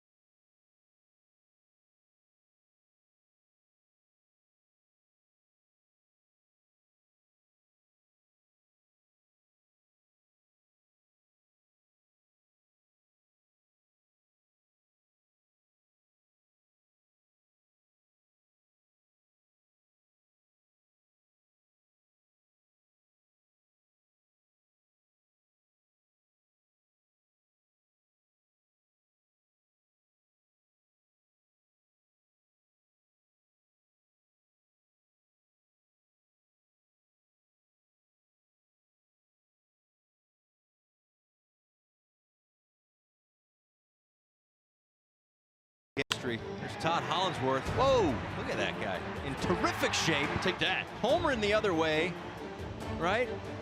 That's 2. There would be a third. But that's not as much emotion that I played with right there. Walk off. That's walk a walk off, kids. But yet, I think the headlines were probably still the bees. The bees took your headlines. You think that was the story? Absolutely. No. A 3-home run day with a walk-off? Yeah, maybe the best day. Listen, the World Series was a fantastic experience. Obviously, winning here in 03. There's a lot of things that you can get into with that, but on a personal level, that was the day. I tell people this. I tell this to kids all the time. That day started out with 2 strikeouts. Is that right? That is a fact. 2 strikeouts to start the day. That was my 3rd, 4th, and 5th at bat of the game. Not how you start. It's how you finish. Hey, listen.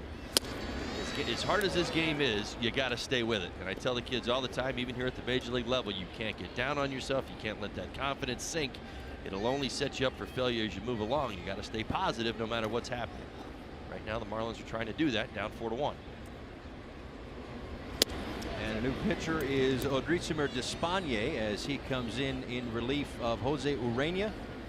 Urena went the first 5 innings this afternoon, surrendered 8 hits to the Pittsburgh Pirates. All 4 of the runs were earned.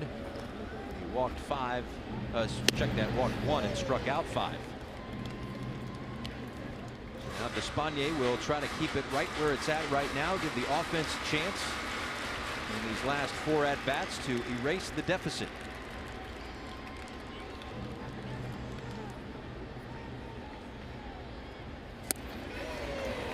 Strikes out Rodriguez for the first out here in the 6th.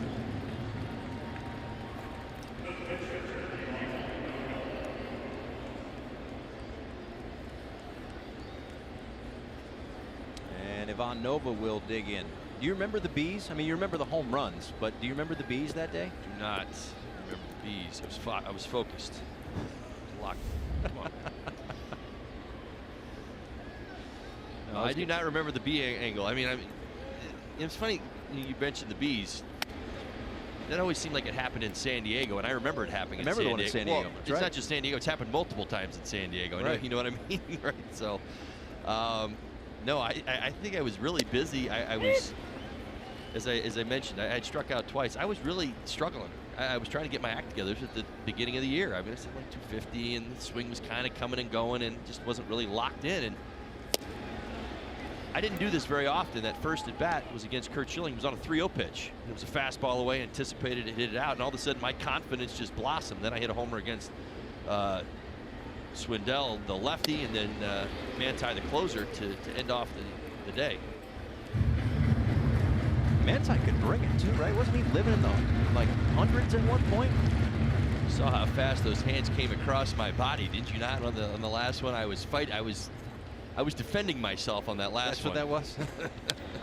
Defend yourself on a well, walk-off that's what home it run? felt like I did. I was. You're right, because he was bringing it. I just cut it off. Is what I did.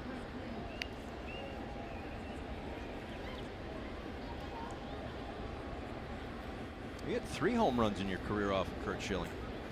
Yeah, just stop with that, all right? Just, yeah, don't keep reading the numbers, because if you keep reading the numbers, they only get worse from there. No. Look at that. Was your only 3 home run game. Look at this.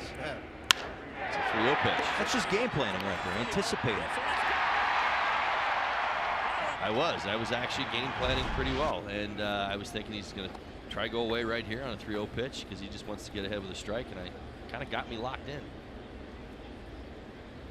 Yeah, I think my career numbers like against Schilling, or like I've got some power numbers in there, but it's like I think there's like 21 strikeouts and like 40 at bats. That's not good. Oh yeah, no, I wasn't going to look at that. Well, I figured you had seen it already. So no, I was just looking at the home run logs here because I wanted to see.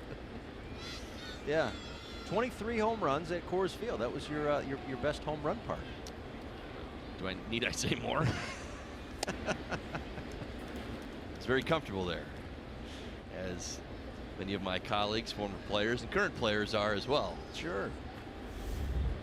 I will say this, it was a special day. That was Easter, in fact, that April 15th.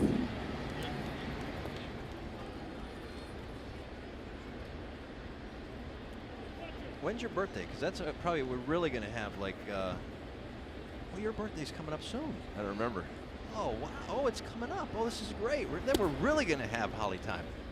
All kinds of career highlights. See, that's the thing. They'd have my career highlights. My but birthday's not coming up for a few months. We don't have any. Oh, okay. Baseball reference page must be wrong. I need to get off that page now. Well, lucky for you, the inning might be over.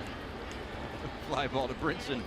And it's a 1-2-3-6 for Despaigne. 4-1 Pirates.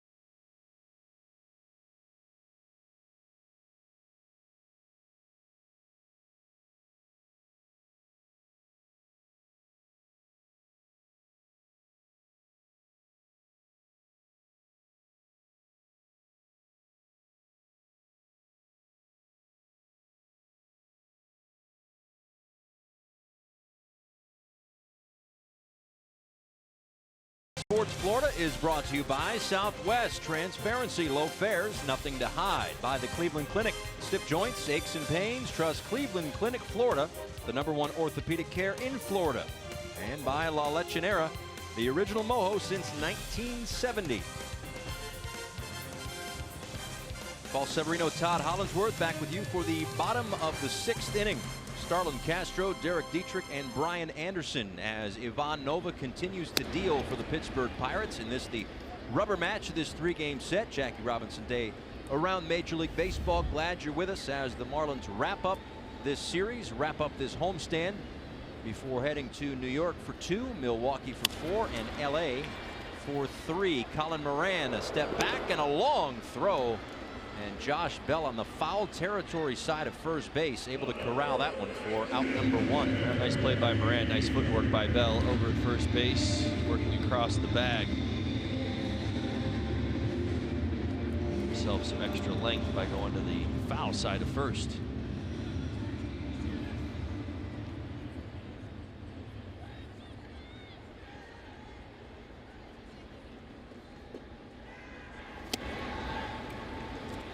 Seven strikeouts on the afternoon for Nova.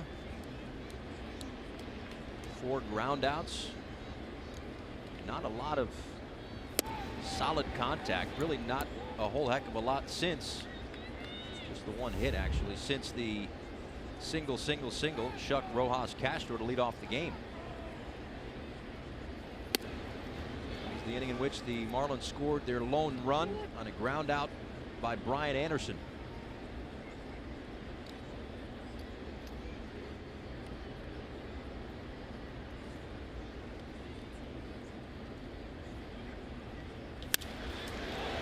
Dietrich to deep left center field, but into the glove of Marte. And here now is a message brought to you by FPL.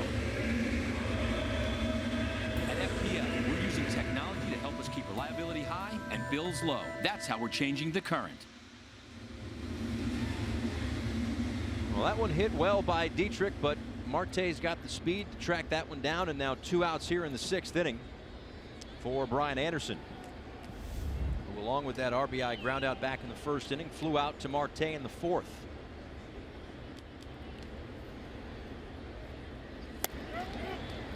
Anderson off to a nice start here in 2018, entering play, leading all qualified rookies in hits. 288 average. Been very consistent throughout the first couple of weeks of this season.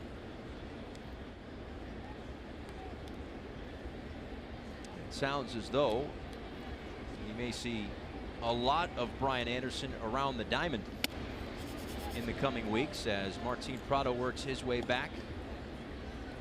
Prado figures to see some time at 3rd base, and in doing so might move Brian Anderson around a little bit. He's played places other than 3rd in his college career, taking some ground balls over at 1st, working with Perry Hill there. May see some time in the outfield as well. Right back to Nova, who works a 1-2-3 6th inning. Pirates have a 4-1 lead here in Miami.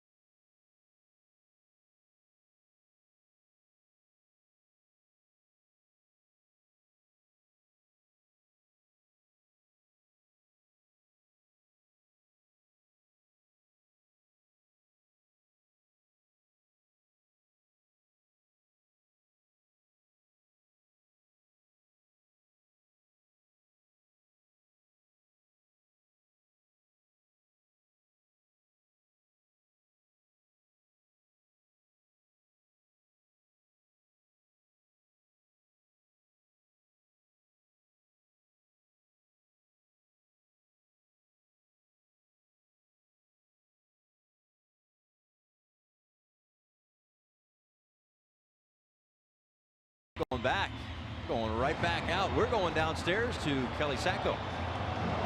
Thanks, guys. Well, as fans entered the ballpark today, they were greeted by members of 5,000 role models who were each holding up signs just like this. Each sign read one of Jackie's 9 values, which include courage, determination, teamwork, persistence, integrity, citizenship, justice, commitment, and excellence. Those 9 values that Jackie lived by are not just values that apply to baseball, but values that apply to life. Those values were also meant to teach kids that obstacles and barriers are simply a part of life, and that there's always a way to overcome them, just as Jackie did years ago. Kelly, thanks so much. Again, 42s around Major League Baseball, all over the place. And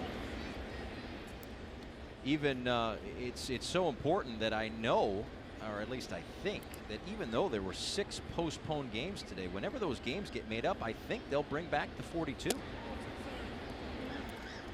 one of those things where they don't want to, you know, they'll still honor those days and, you know, not want to let it get away from anyone and forget that in whatever city it might be that Jackie Robinson Day occurred, even though they didn't get a chance to play on that day. Something to follow.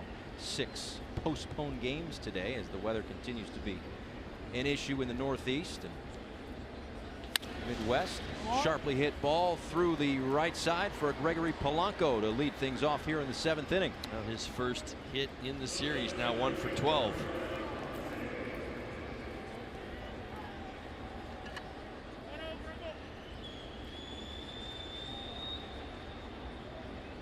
Now it's Starling Marte. Marlins have not had an answer for Marte yet today. 3 singles, a couple of runs scored in the 3rd and in the 5th. The Pirates lead this one 4-1.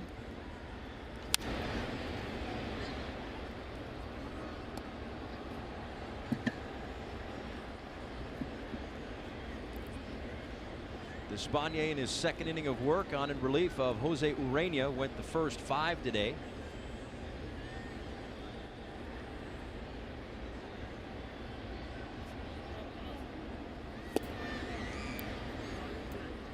Starling Marte had called for time. Didn't get it.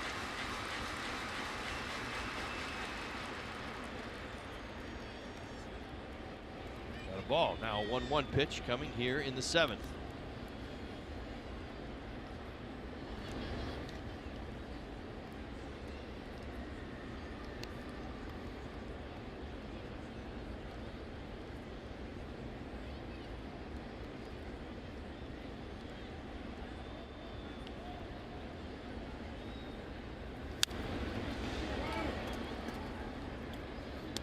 Marte in the middle of a 6-year, $31 million contract with the Pittsburgh Pirates.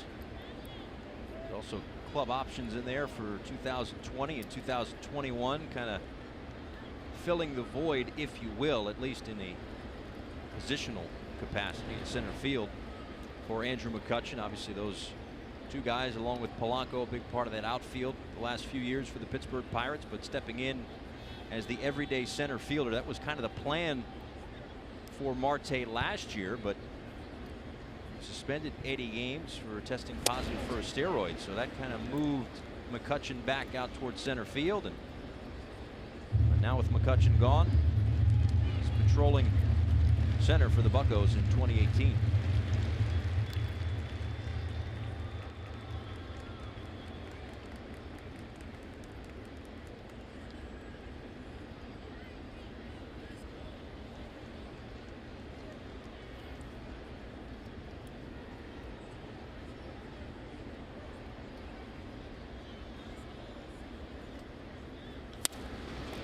And a 4th base hit for Starling Marte. 2 on here in the 7th for Pittsburgh. 11th career 4-hit game for Marte, 2nd versus the Marlins. MLB Ballpark app is the perfect sidekick for your visit to Marlins Park. You order food from your seats, view maps of the park, and even access your tickets to get into the park. Get up-to-date offers when you register on the app. Download the MLB Ballpark app today.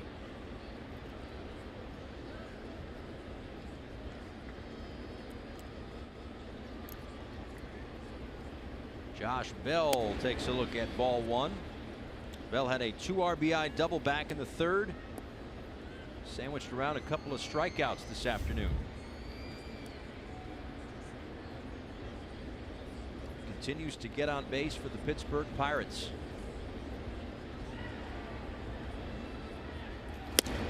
Rather regularly, in fact, as he's now reached base in 14 of his 15 starts at first base. At the moment, a .354 on base percentage.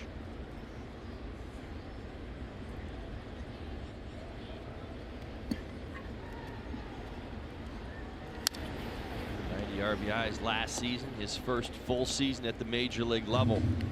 Continues to produce in the middle of the lineup.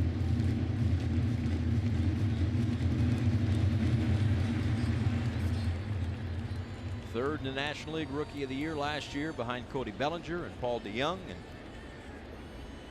seemingly the first baseman of the future for the Pittsburgh Pirates.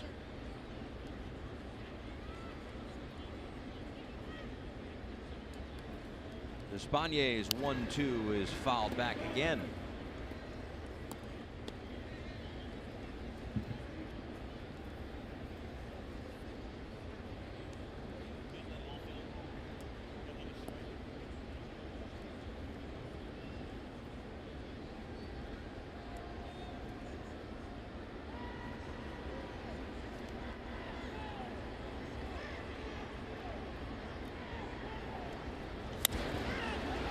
Pokes this one out to right center field. That one will fall in.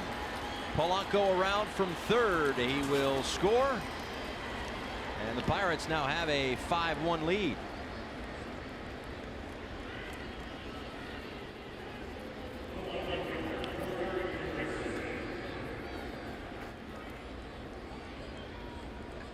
We talked at the start of the series, this Pirates offense starting to roll. We've now seen it here a couple of times here in game 3.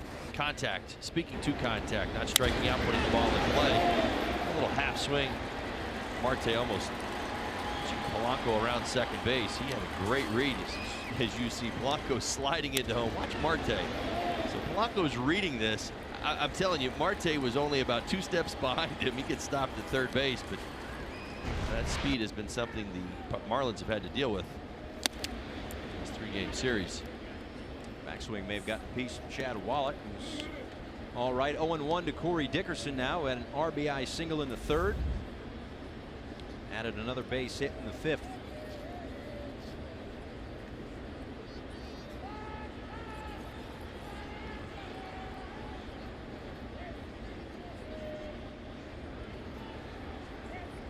Marlins play the infield kind of even with the bags. This one, however, is out to right field. J.B. Shuck underneath it, and we might have a play at the plate. Here's the throw, and in there safely.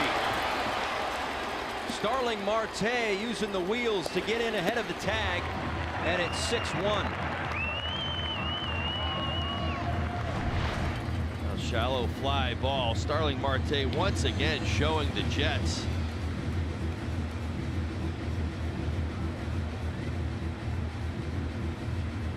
Chad Wallach.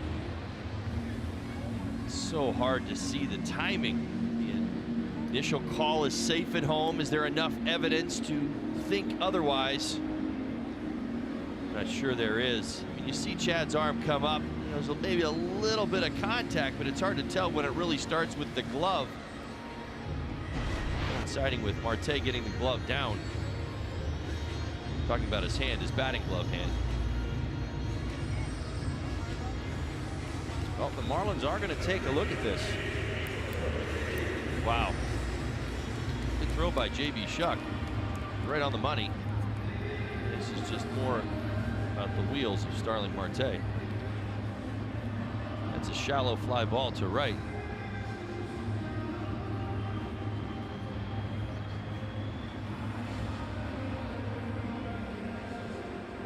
Yeah, that ball was not hit deeply at all.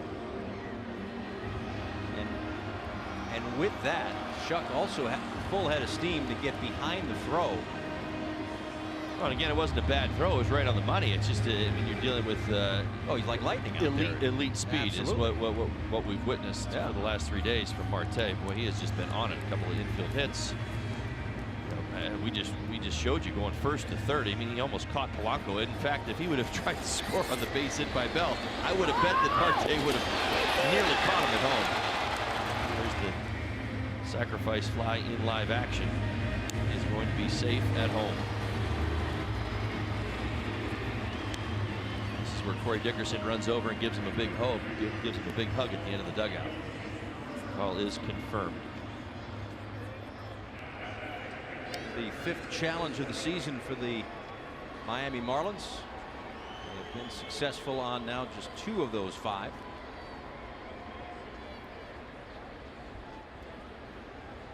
Just looking at the numbers, even though Detroit never seems to play a game because they've been snowed out so darn much, they're 6 for 6. There's a few teams that are batting 1,000. Strike to Cervelli. Pirates are 6 for 6. The Giants are 4 for 4.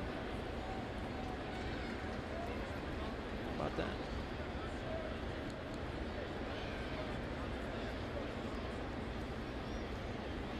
Oh, that got a piece of Cervelli.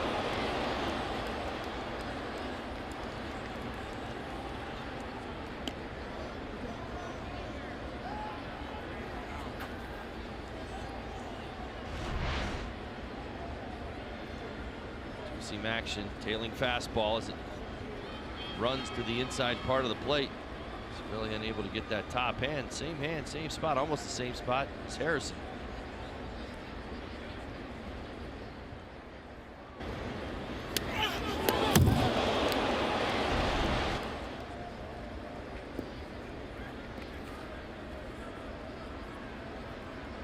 Taking a look right at the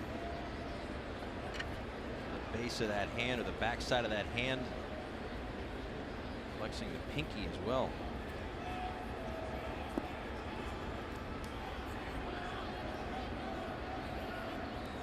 Again, I haven't seen He's like, just take it off, come on already. Yeah, look at that, it's already got some color. You start to get into that danger spot there on the hand. I've always found that the side of your hand is much more vulnerability. Well, either way you look at it, he's going to take his base and stay in the game to run. Figure out if there's any more to it. Certainly some acknowledgement by Despaigne, no intent at all. The Pirates issued an update on Josh Harrison, who was removed from this game due to left hand pain after being hit by a pitch. Currently being examined, treated by the medical staff. That's what they've got on Harrison, who, when he was hit by a pitch, left the game immediately. Cervelli stays in the ball game, at least for the moment, as Moran fouls that one off.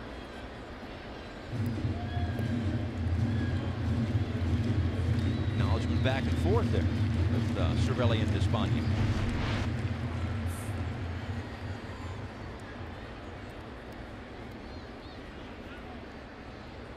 Colin Moran, 2 on, 1 out, top of the 7th inning.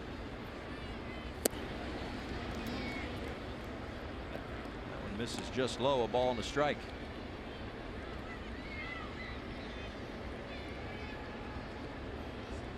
Moran, a former draft pick of the Marlins, 6th overall in 2013 before going to the Astros in 2014. And traded to the Pirates, part of that Garrett Cole deal this offseason, as this one has popped up. An infield fly rule in effect as Rojas puts that one away.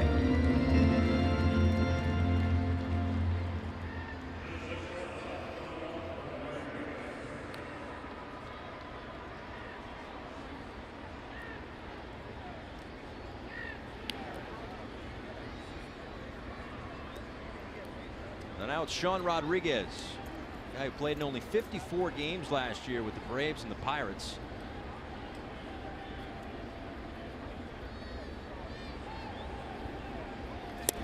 Very complicated year last year for Sean and his family.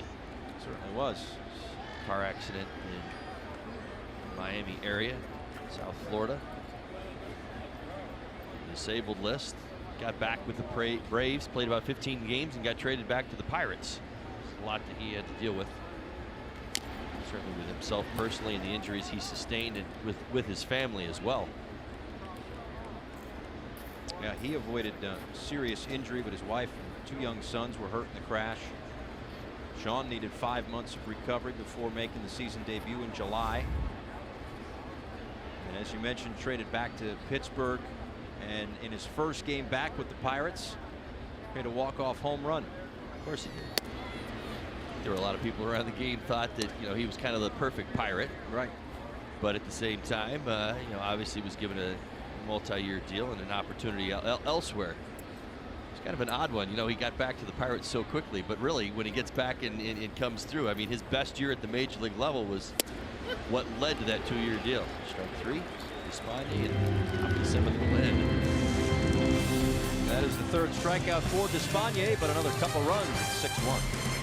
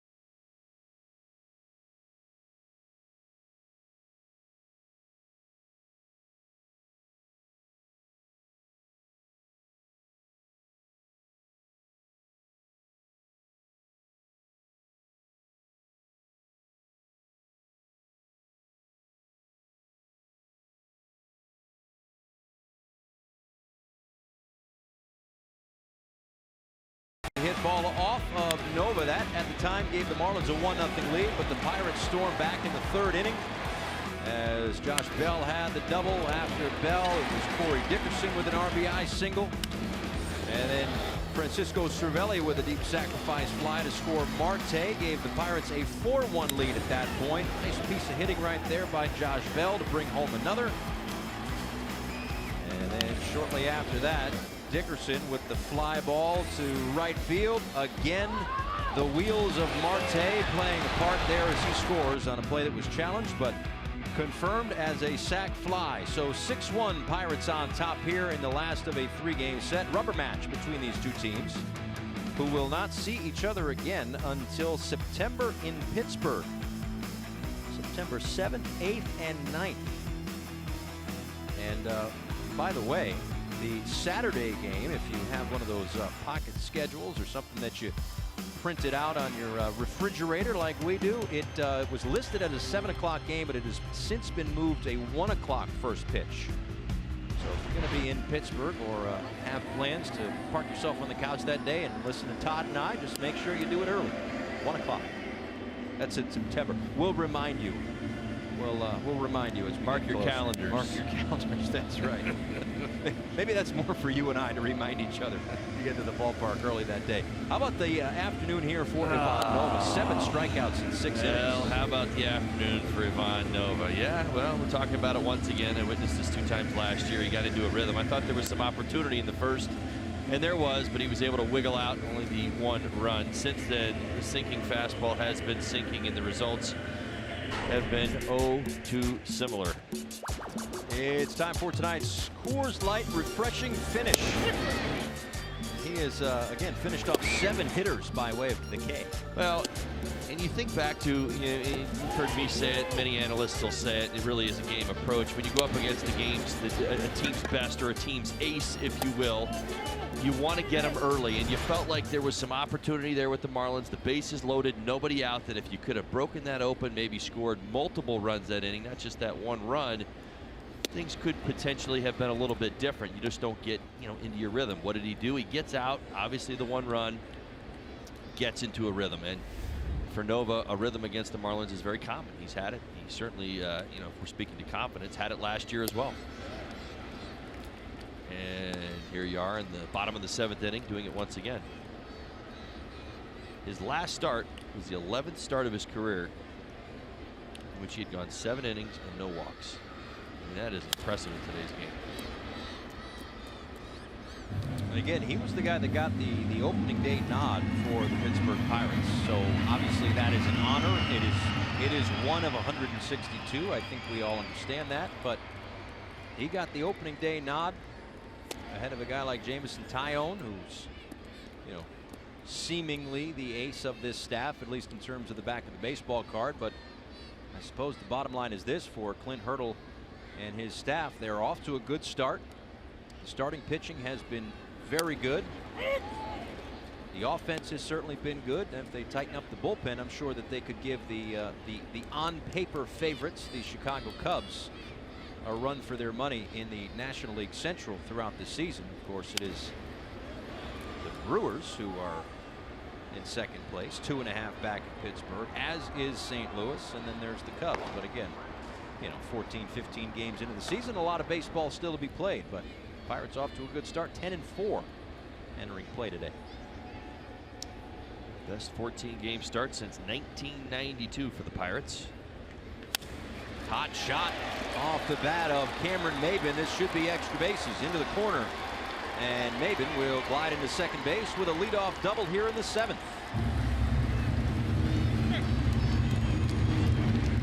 Good for Cameron Maybin. See his bat going once again. He slowed down a little bit here on the homestand. First hit of the homestand, ripped down the left field line. See the fastball. Let's have a runner in scoring position at the 7th.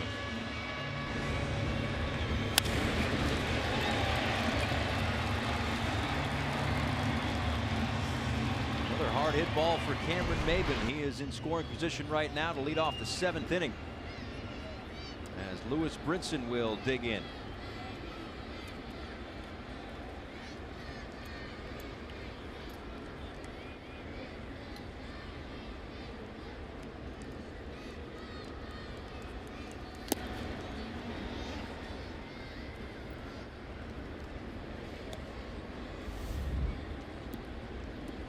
For 2, ground out and strikeout tonight or this afternoon rather, for Brinson.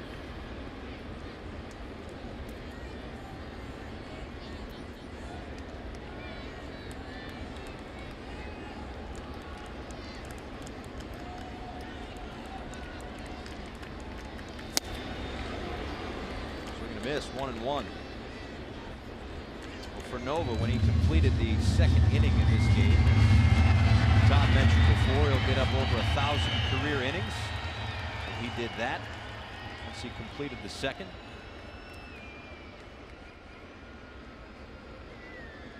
Career .428 ERA. Start of play today for Ivan Nova.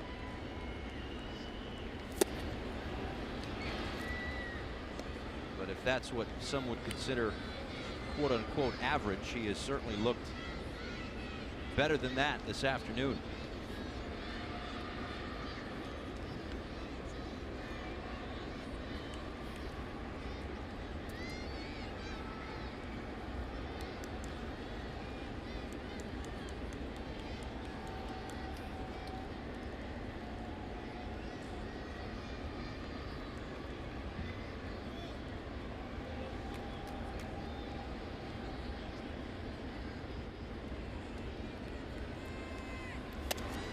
Side, moves Brinson off, 2 balls and 2 strikes.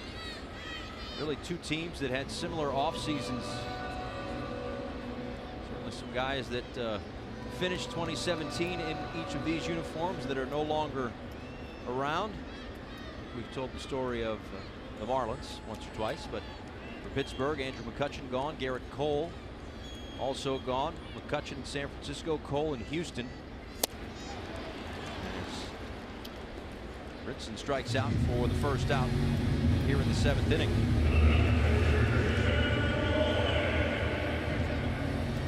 It's the 8th strikeout tonight for Nova. And I think the biggest difference for the Pirates in that storyline is the fact that they had replacements for letting those veterans go. Understanding that McCutchen had 1 year left and certainly making some money. And, whether you want to go there or not, really not necessary. But you look at who they are now. Marte slides over into center. You know, obviously bring in a player like Dickerson, all-star player, as we talked about with the Rays last year. I mean, do you feel like they lost much? You look at the starting staff. I mean, that's just what it kind of comes down to. One thing the Marlins are doing right now, they're struggling to score some runs. They lost a great deal of power, everyday power that they had in that lineup. So a little bit different along those lines, and certainly easier to understand why the Pirates are in, or I should say, off to such a great start. But both teams youthful as well. Yes. Very two of the youngest teams in Major League Baseball.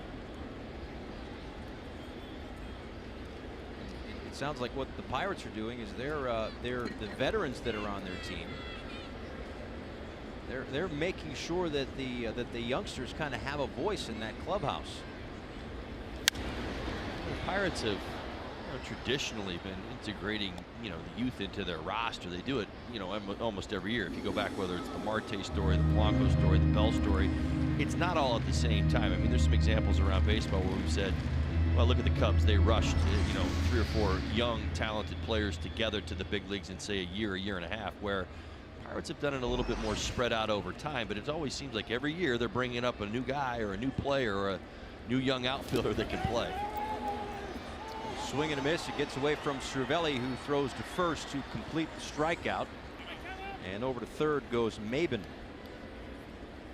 Strikeout number 9 today for Nova. This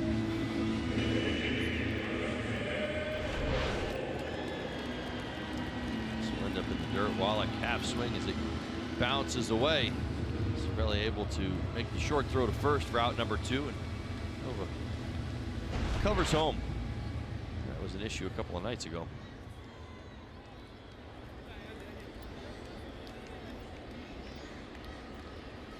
Justin Bour will pinch it here in the bottom of the 7th inning, coming off the bench today. Don Mattingly wanted to give him a little bit of a break, get off his feet today. So in to face Nova in the 7th.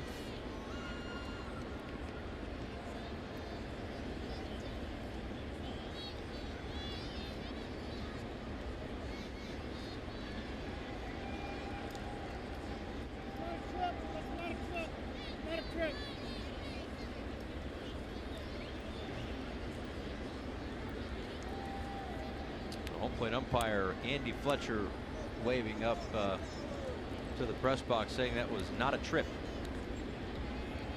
Of course, this day and age, now we've got to keep track of those things. Pirates still have 4 left, by the way, for those wondering and scoring at home.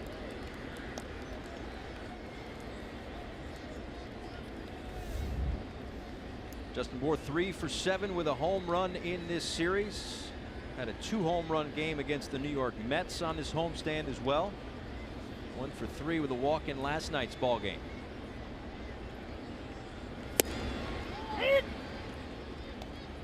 Justin Bour has looked better over the last few games. The timing back.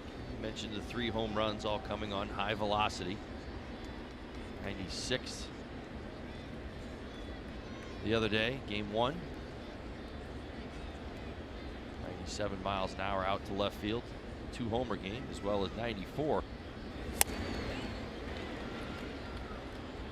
Big man is starting to get into his groove.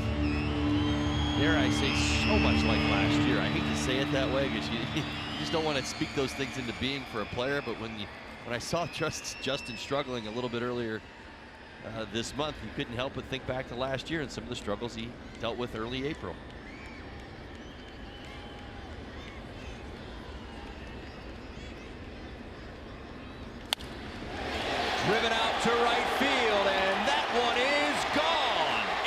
second deck. A 2-run home run for Justin Bour. And it's now 6-3.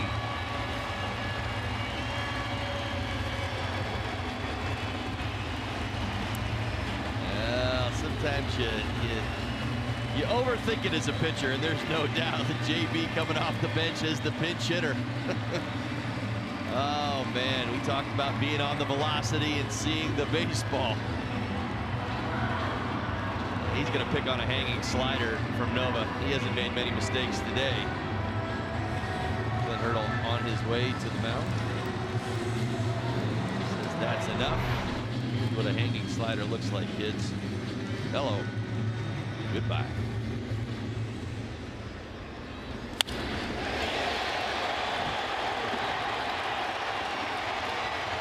Well, such a great afternoon for Ivan Nova. Ends with that 2-run home run for Justin Bour. This call to the bullpen is brought to you by the Florida Lottery.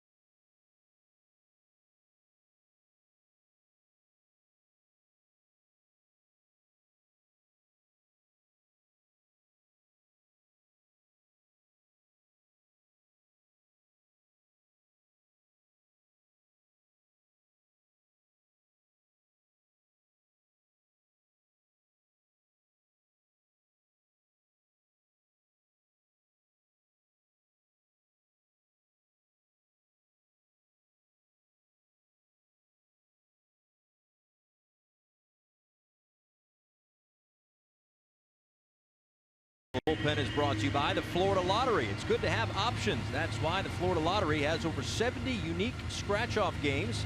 So add a little play to your day with these new games. The Florida Lottery, it's your ticket. Claim it. Must be 18 or older to play. Play responsibly.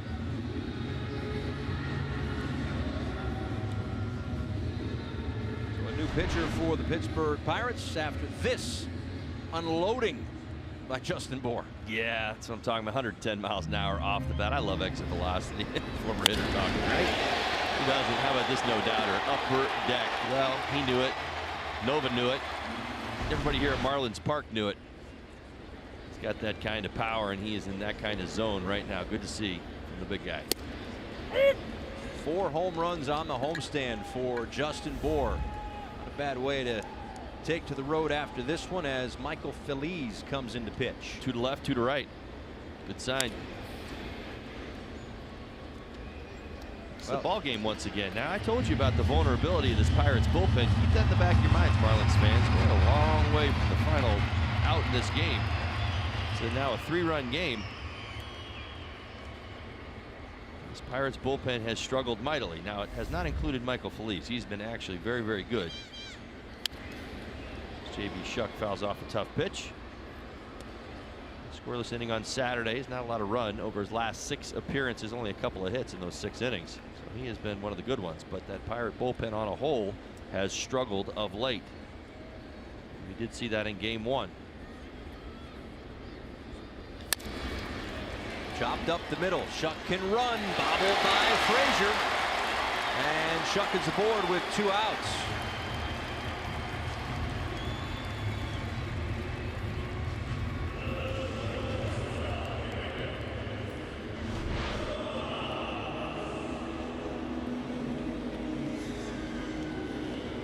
Adam Frazier's just going to flat out clank it. The interior of the glove. The exchange bobbled. Not sure whether JB Shuck would have beat it out or not. I'm certainly voting for a yes. I think he would have beat it out anyway. That will be ruled in error.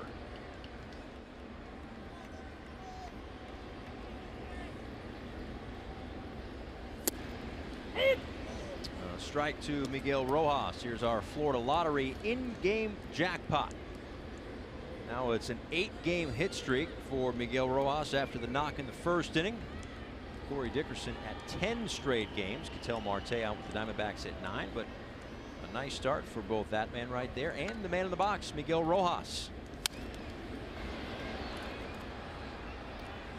He's really been steady Eddie if you go all the way back to September of last year when he finished the season from September 1st on, hitting .354.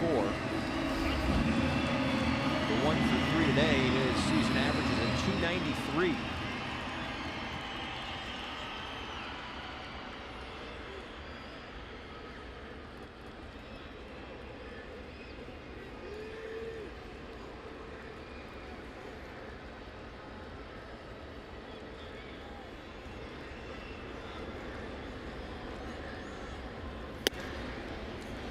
Upstairs at 94 miles an hour from Feliz, and it's a ball and 2 strikes.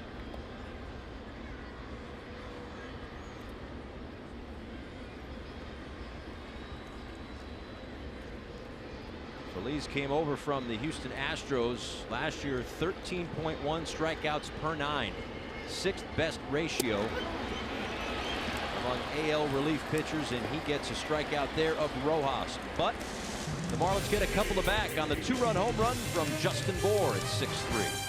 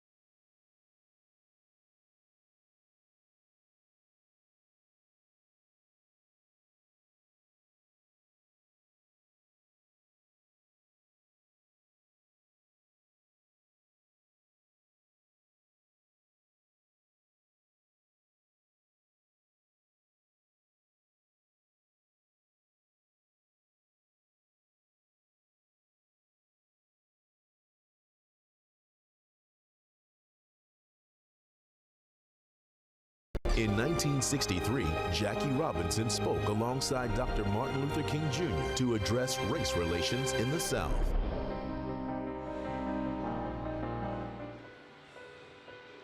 It's from Martin Luther King Jr. back in the day when integration wasn't as fashionable. He underwent the trauma and the humiliation and the loneliness which comes with being a pilgrim walking the lonely or the lonesome byways toward the high road of freedom. He was a sit-inner before the sit-ins, a freedom rider before the freedom rides. Two men certainly made huge changes. It wasn't easy for either one of them, but huge changes in this country. And Martin Luther King Jr. and Jackie Robinson. We celebrate Jackie Robinson today. As players across Major League Baseball wear number 42. Ron Guerrero in out of the bullpen for the Miami Marlins. His first offering is upstairs as Derek Dietrich has moved out to left field. Justin Bour staying in the ballgame after the home run to take over at first. And over to right field from left goes Cameron Maben. David Freese unable to hold up, and it's 1-1. There's Maben out in right field. I think that's considered wholesale changes, right? Pretty much. Well, everybody changing. David Freese on to pinch hit, right? Here we are. Got it all. 8th inning, 6-3 ball game.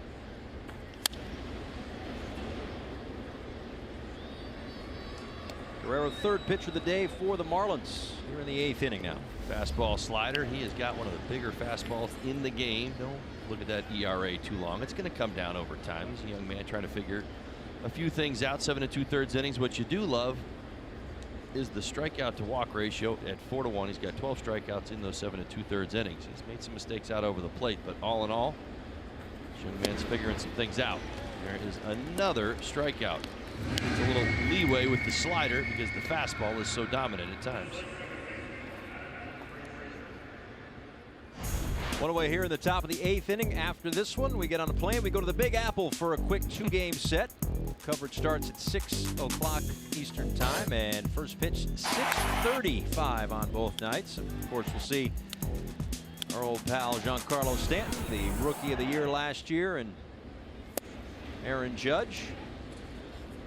Luis Severino gets the start tomorrow for the New York Yankees. Masahiro Tanaka on Tuesday. Meanwhile, Caleb Smith and Harlan Garcia, the 2 starters for the Marlins. Keeping a close eye on the weather report because I heard it was going to be a little iffy tomorrow. Hopefully we get that game in.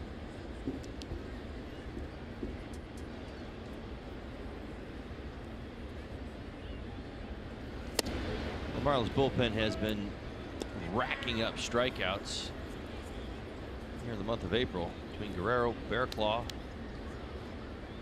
Zawa, and Steckenrider. We get 44 punch-outs in 30 innings of work. It is impressive. They've been dialing it up and doing what you want a bullpen to do, particularly the back end.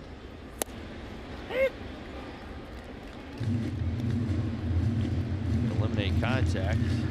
It's as simple as striking the hitter out. You're going to get outs and you're going to get results.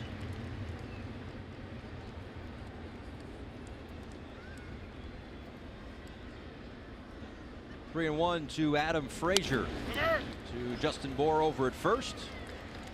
And there are 2 away. Well, Todd, guess what? It's time for the big story. Ladies and gentlemen, we saw this guy earlier this week. Noah Syndergaard had 8 consecutive strikeouts at one point, currently has 11 on the afternoon. But he's done after those 11 strikeouts. Through 5 1/3 innings. Okay, so I nominate him as the least favorite person that I think I'd ever want to face on a really cold day. He's my nomination. Not that facing him ever would be fun, but I mean, think about it. I mean, you're seeing the ski masks and everything with the Brew Crew, right? Yeah. Yeah, 98 in those temperatures? Nope. I mean, it's one thing if it's 80 degrees out. Right. That's a lot of sore hands right there. He gains a bigger advantage with the cold weather. 8 straight. Yeah. That doesn't surprise me. I remember the days. Swing early, swing often. That's right.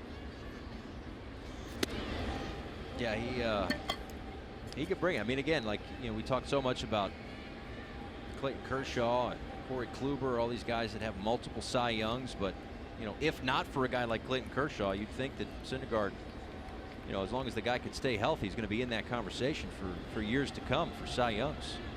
He will.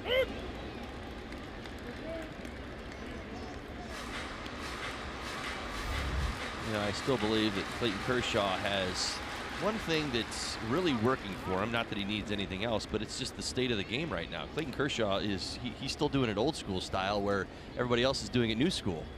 If you know what I mean. You know, you're protecting arms, protecting innings, leverage. All of these things are discussed throughout each one of these young starters, elite starters. Right. Another quality slider, and Clayton is going out there for 220 about every season. Nice inning for Guerrero. Couple of strikeouts in the 8th inning. We go to the bottom of the 8th. Marlins still down 6-3.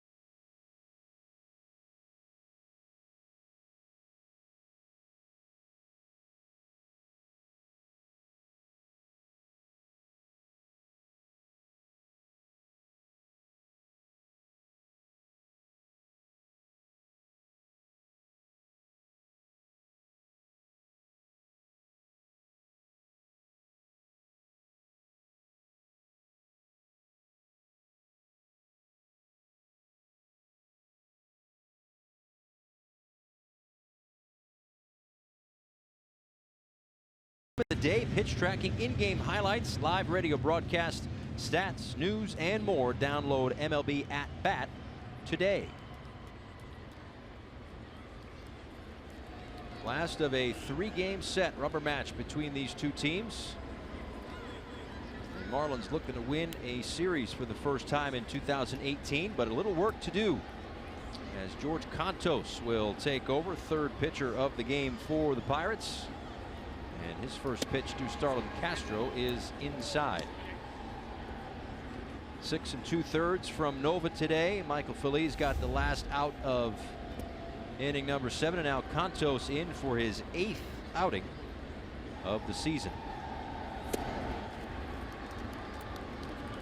Lots of movement from Contos. Fastball, slider, cutter, change. You see the ball down. It'll move its way around the strike zone. He's not racked up too many strikeouts. In fact, he more or less pitches to contact.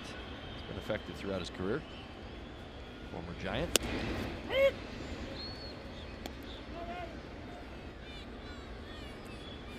Castro today with a hit in the first inning.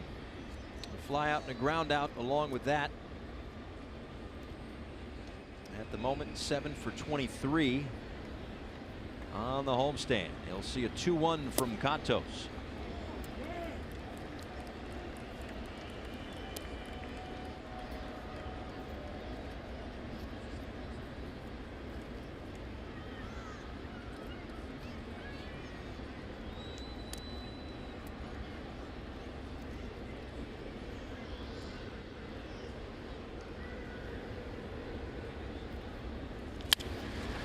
To Moran over at third.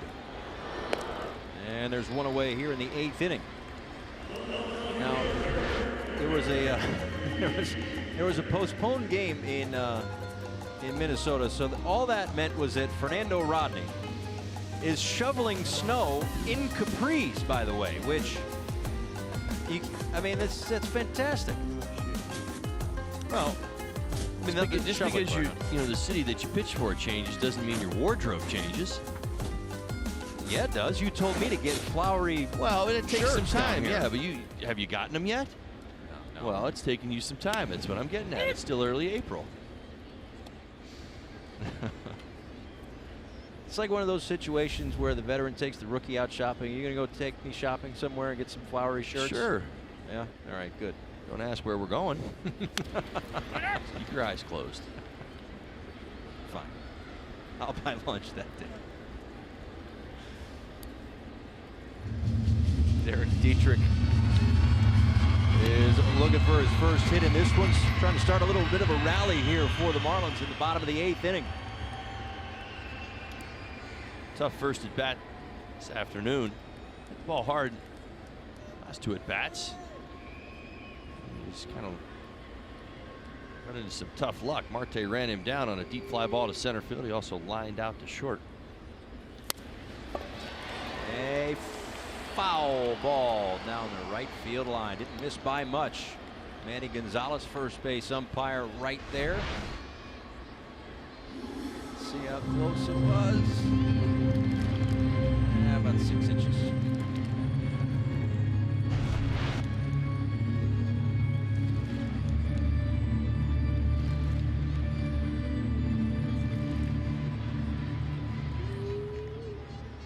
Again, Contos, the winning pitcher in last night's ball game, a scoreless 8th inning on Thursday at Wrigley Field.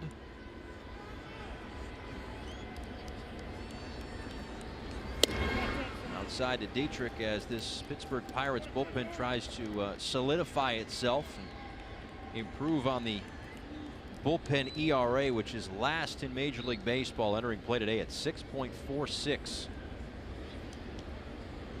Marlins, however, want to make sure that those struggles continue at least for another day. Ball and 2 strikes to Dietrich, who serves one out in the left field. They had him shifted to pull. He goes the other way.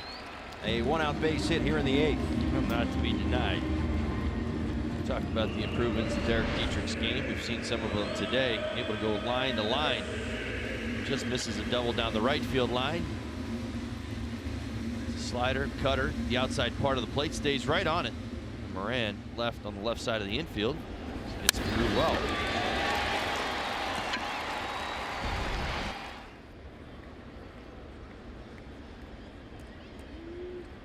So now Brian Anderson with an RBI ground out back in the first inning.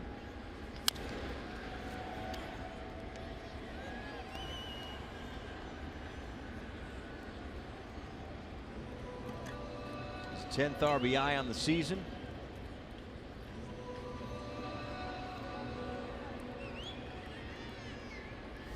Still a long way to go in these last couple of weeks of April to catch up to Derek Lee, who holds the Marlins rookie record for March and April. 21 RBIs for D. Lee.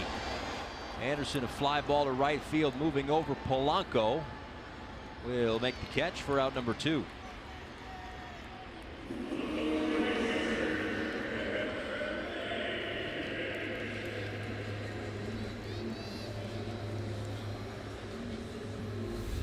Well, after this one, stay tuned for our Marlins Live postgame show presented by WB Mason. We'll certainly touch on Justin Bour's home run as Nelly and Craig Minervini.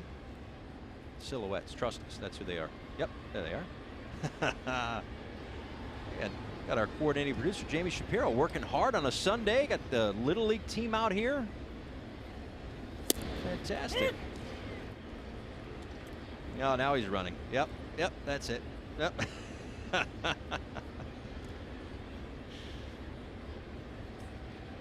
course, those guys will wrap this one up, but also get set for the series in the Bronx, which starts tomorrow night.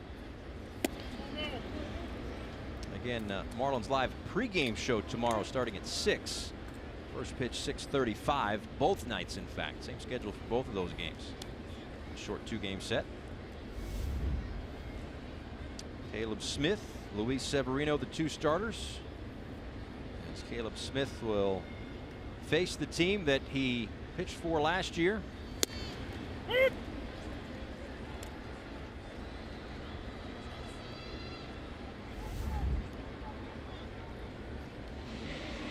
Cameron Maben, a hard hit double back in the 7th inning. Trying to keep the line moving here with 2 outs in the 8th inning. Tying run on deck. That's Lewis Brinson. But first Maben, the 1-2. Foul off, still 1-2. Oh, nice job. That double down the left field line. His last at bat. Looking to pull. We've seen that throughout the homestand a little earlier in the count. Able to fight off a tough slider. See Cameron Maben choking up as well.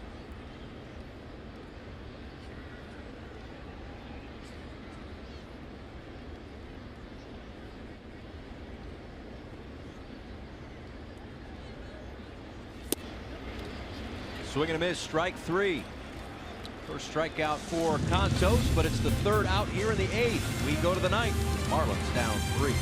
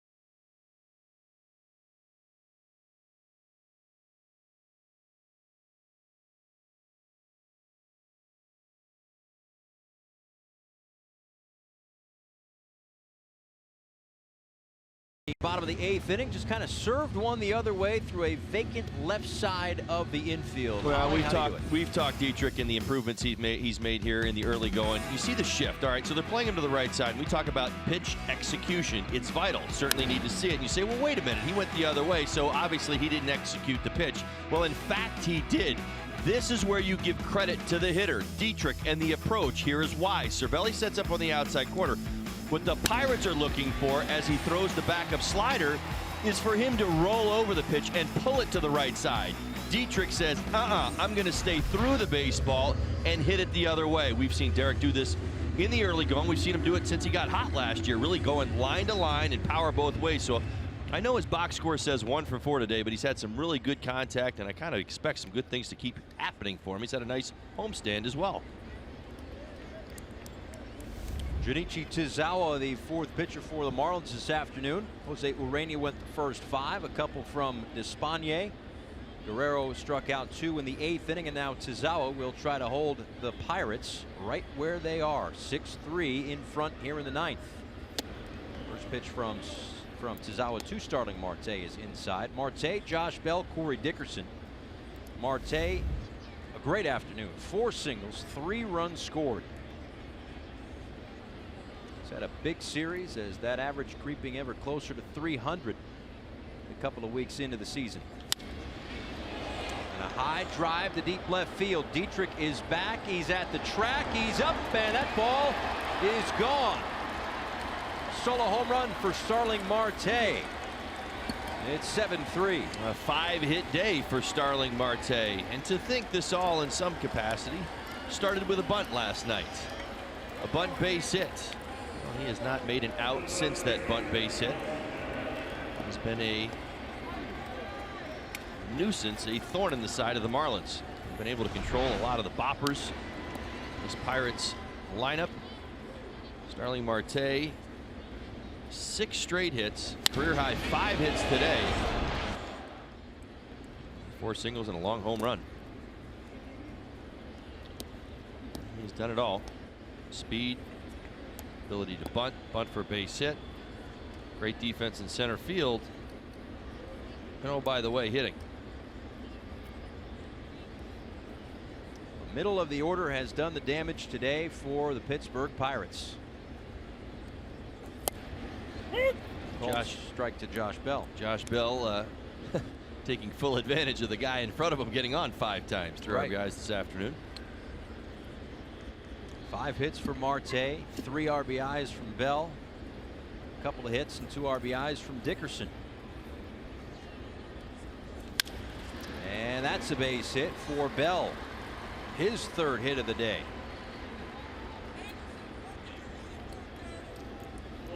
Well, probably expected a little bit more of this. And again, feather in the cap of the Marlins. They have pitched to this team for most of this series, but we're seeing here in Game 3 what we'd heard so much about coming into the series, which is this Pirates lineup is relentless. Hot hitters, good players, good hitters up and down. 11 Pirates have homered already this season. I mean, that just goes to show you it's not just, you know, Polanco getting off to a hot start, 5 homers, 15 RBIs, you know, whether it's Marte in the middle, Harrison at the top. This team is a good, deep lineup. I think this Pirates team is, I think people around baseball are trying to figure out if they're for real. Hot shot to Bour, who wins the foot race back to the bag, a double play.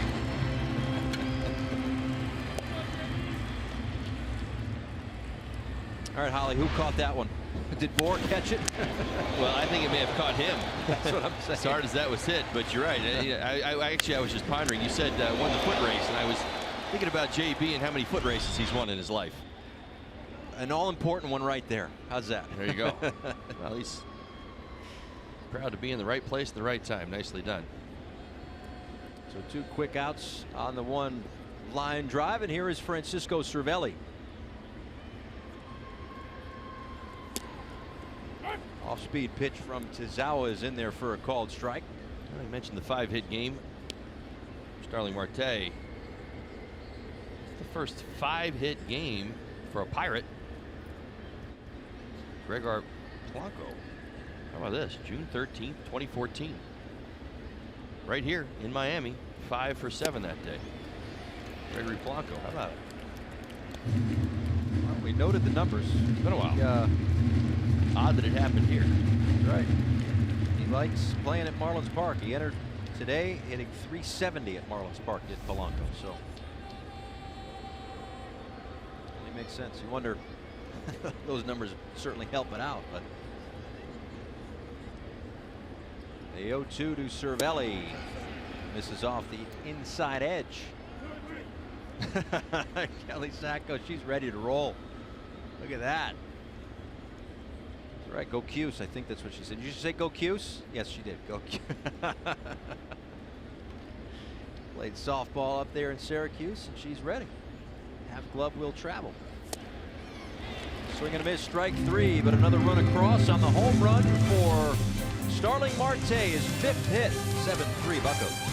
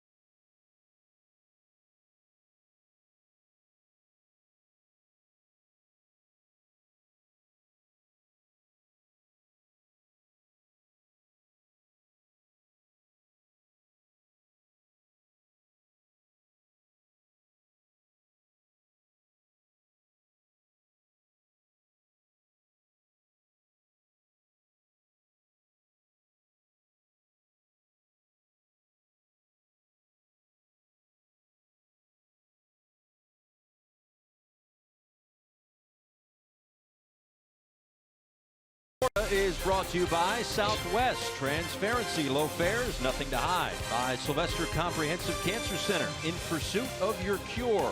And by your South Florida Honda dealers. Back for the bottom of the 9th inning. Some work to do for the Marlins, trailing 7-3 in this one, the rubber match of a 3-game set. Last game of this 6-game homestand before the Marlins head up to New York for 2, Milwaukee for 4, and LA for 3. The first real big road trip of the year. Of course, that 3-game weekend series in Philadelphia last year, but a 3-city road trip on the horizon. But first, a comeback attempt against that man right there. Felipe Vasquez pitching in his 8th game so far this season for the Pirates, already 5 for 5 in save opportunities. Now, this is not a save opportunity for Vasquez. The numbers, is going to get a lot of work this season, especially in addition to this Pirates bullpen while they get a few things figured out down there. Still one of their most reliable arms, their closer. And go multiple innings. Brinson, Wallach, and Bour do up. Really no surprise to see him here this afternoon, even in a 4-run game. Mercer into the ball game for the Pirates at short. So was that one of those situations that he was maybe up and loosening and throwing, and then Marte hits the home run and he's already warmed up, and you don't want to just lose the guy? Perhaps? I think the Pirates are very well aware. I completely agree with what you said. Yes, I also believe that the Pirates are very well aware of what's going on in their middle innings and late innings. They're not trying to set up trouble for themselves. They're trying to win a series.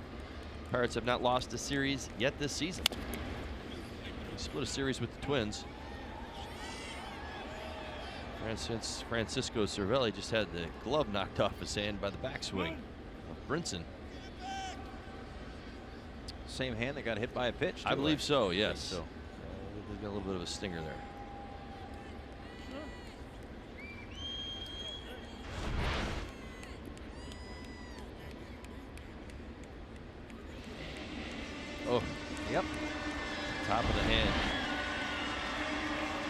got hit on like the ring and pinky knuckles on the pitch, and then I think right there he kind of got hit right around the thumb and pointer finger. Rough day for Cervelli. That one inside on Brinson. I would be willing to bet there is a bag of ice with Cervelli's name on it waiting for him. Conclusion of today's game. I think you're right.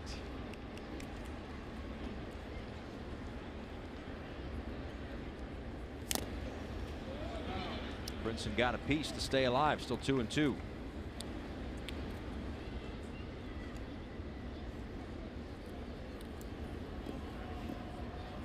For those that weren't with us last night, we told the story of how Felipe Vasquez is transitioned from Felipe Rivero, very close with his sister. So he changed his name to reflect her last name. She was the one that urged him to change agents, helped him out to sign a 4-year, $22 million contract.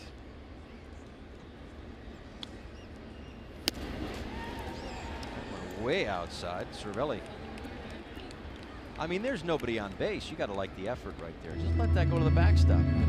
Tear an oblique, for goodness sakes. No? Nope, don't want to start any bad habits. That's why I never made it to the big leagues. I let those go. I picked my I don't think battles. there'd be too many home plate umpires that would be happy with you. That's true. A called strike 3. Brinson's down on strikes.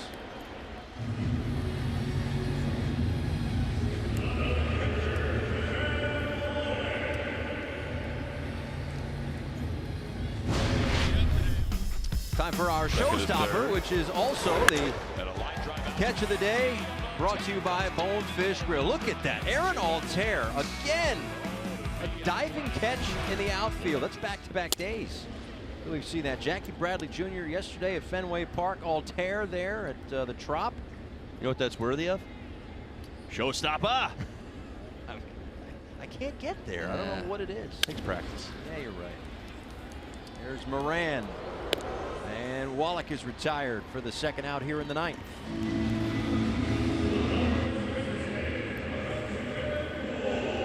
Well, as I mentioned, this Pirates team went out away from series victory. Deal with the big guy before they get there. Clint Hurdle has this team playing pretty good baseball. I mentioned only the split with the Twins stands out. Everybody else they've been able to beat.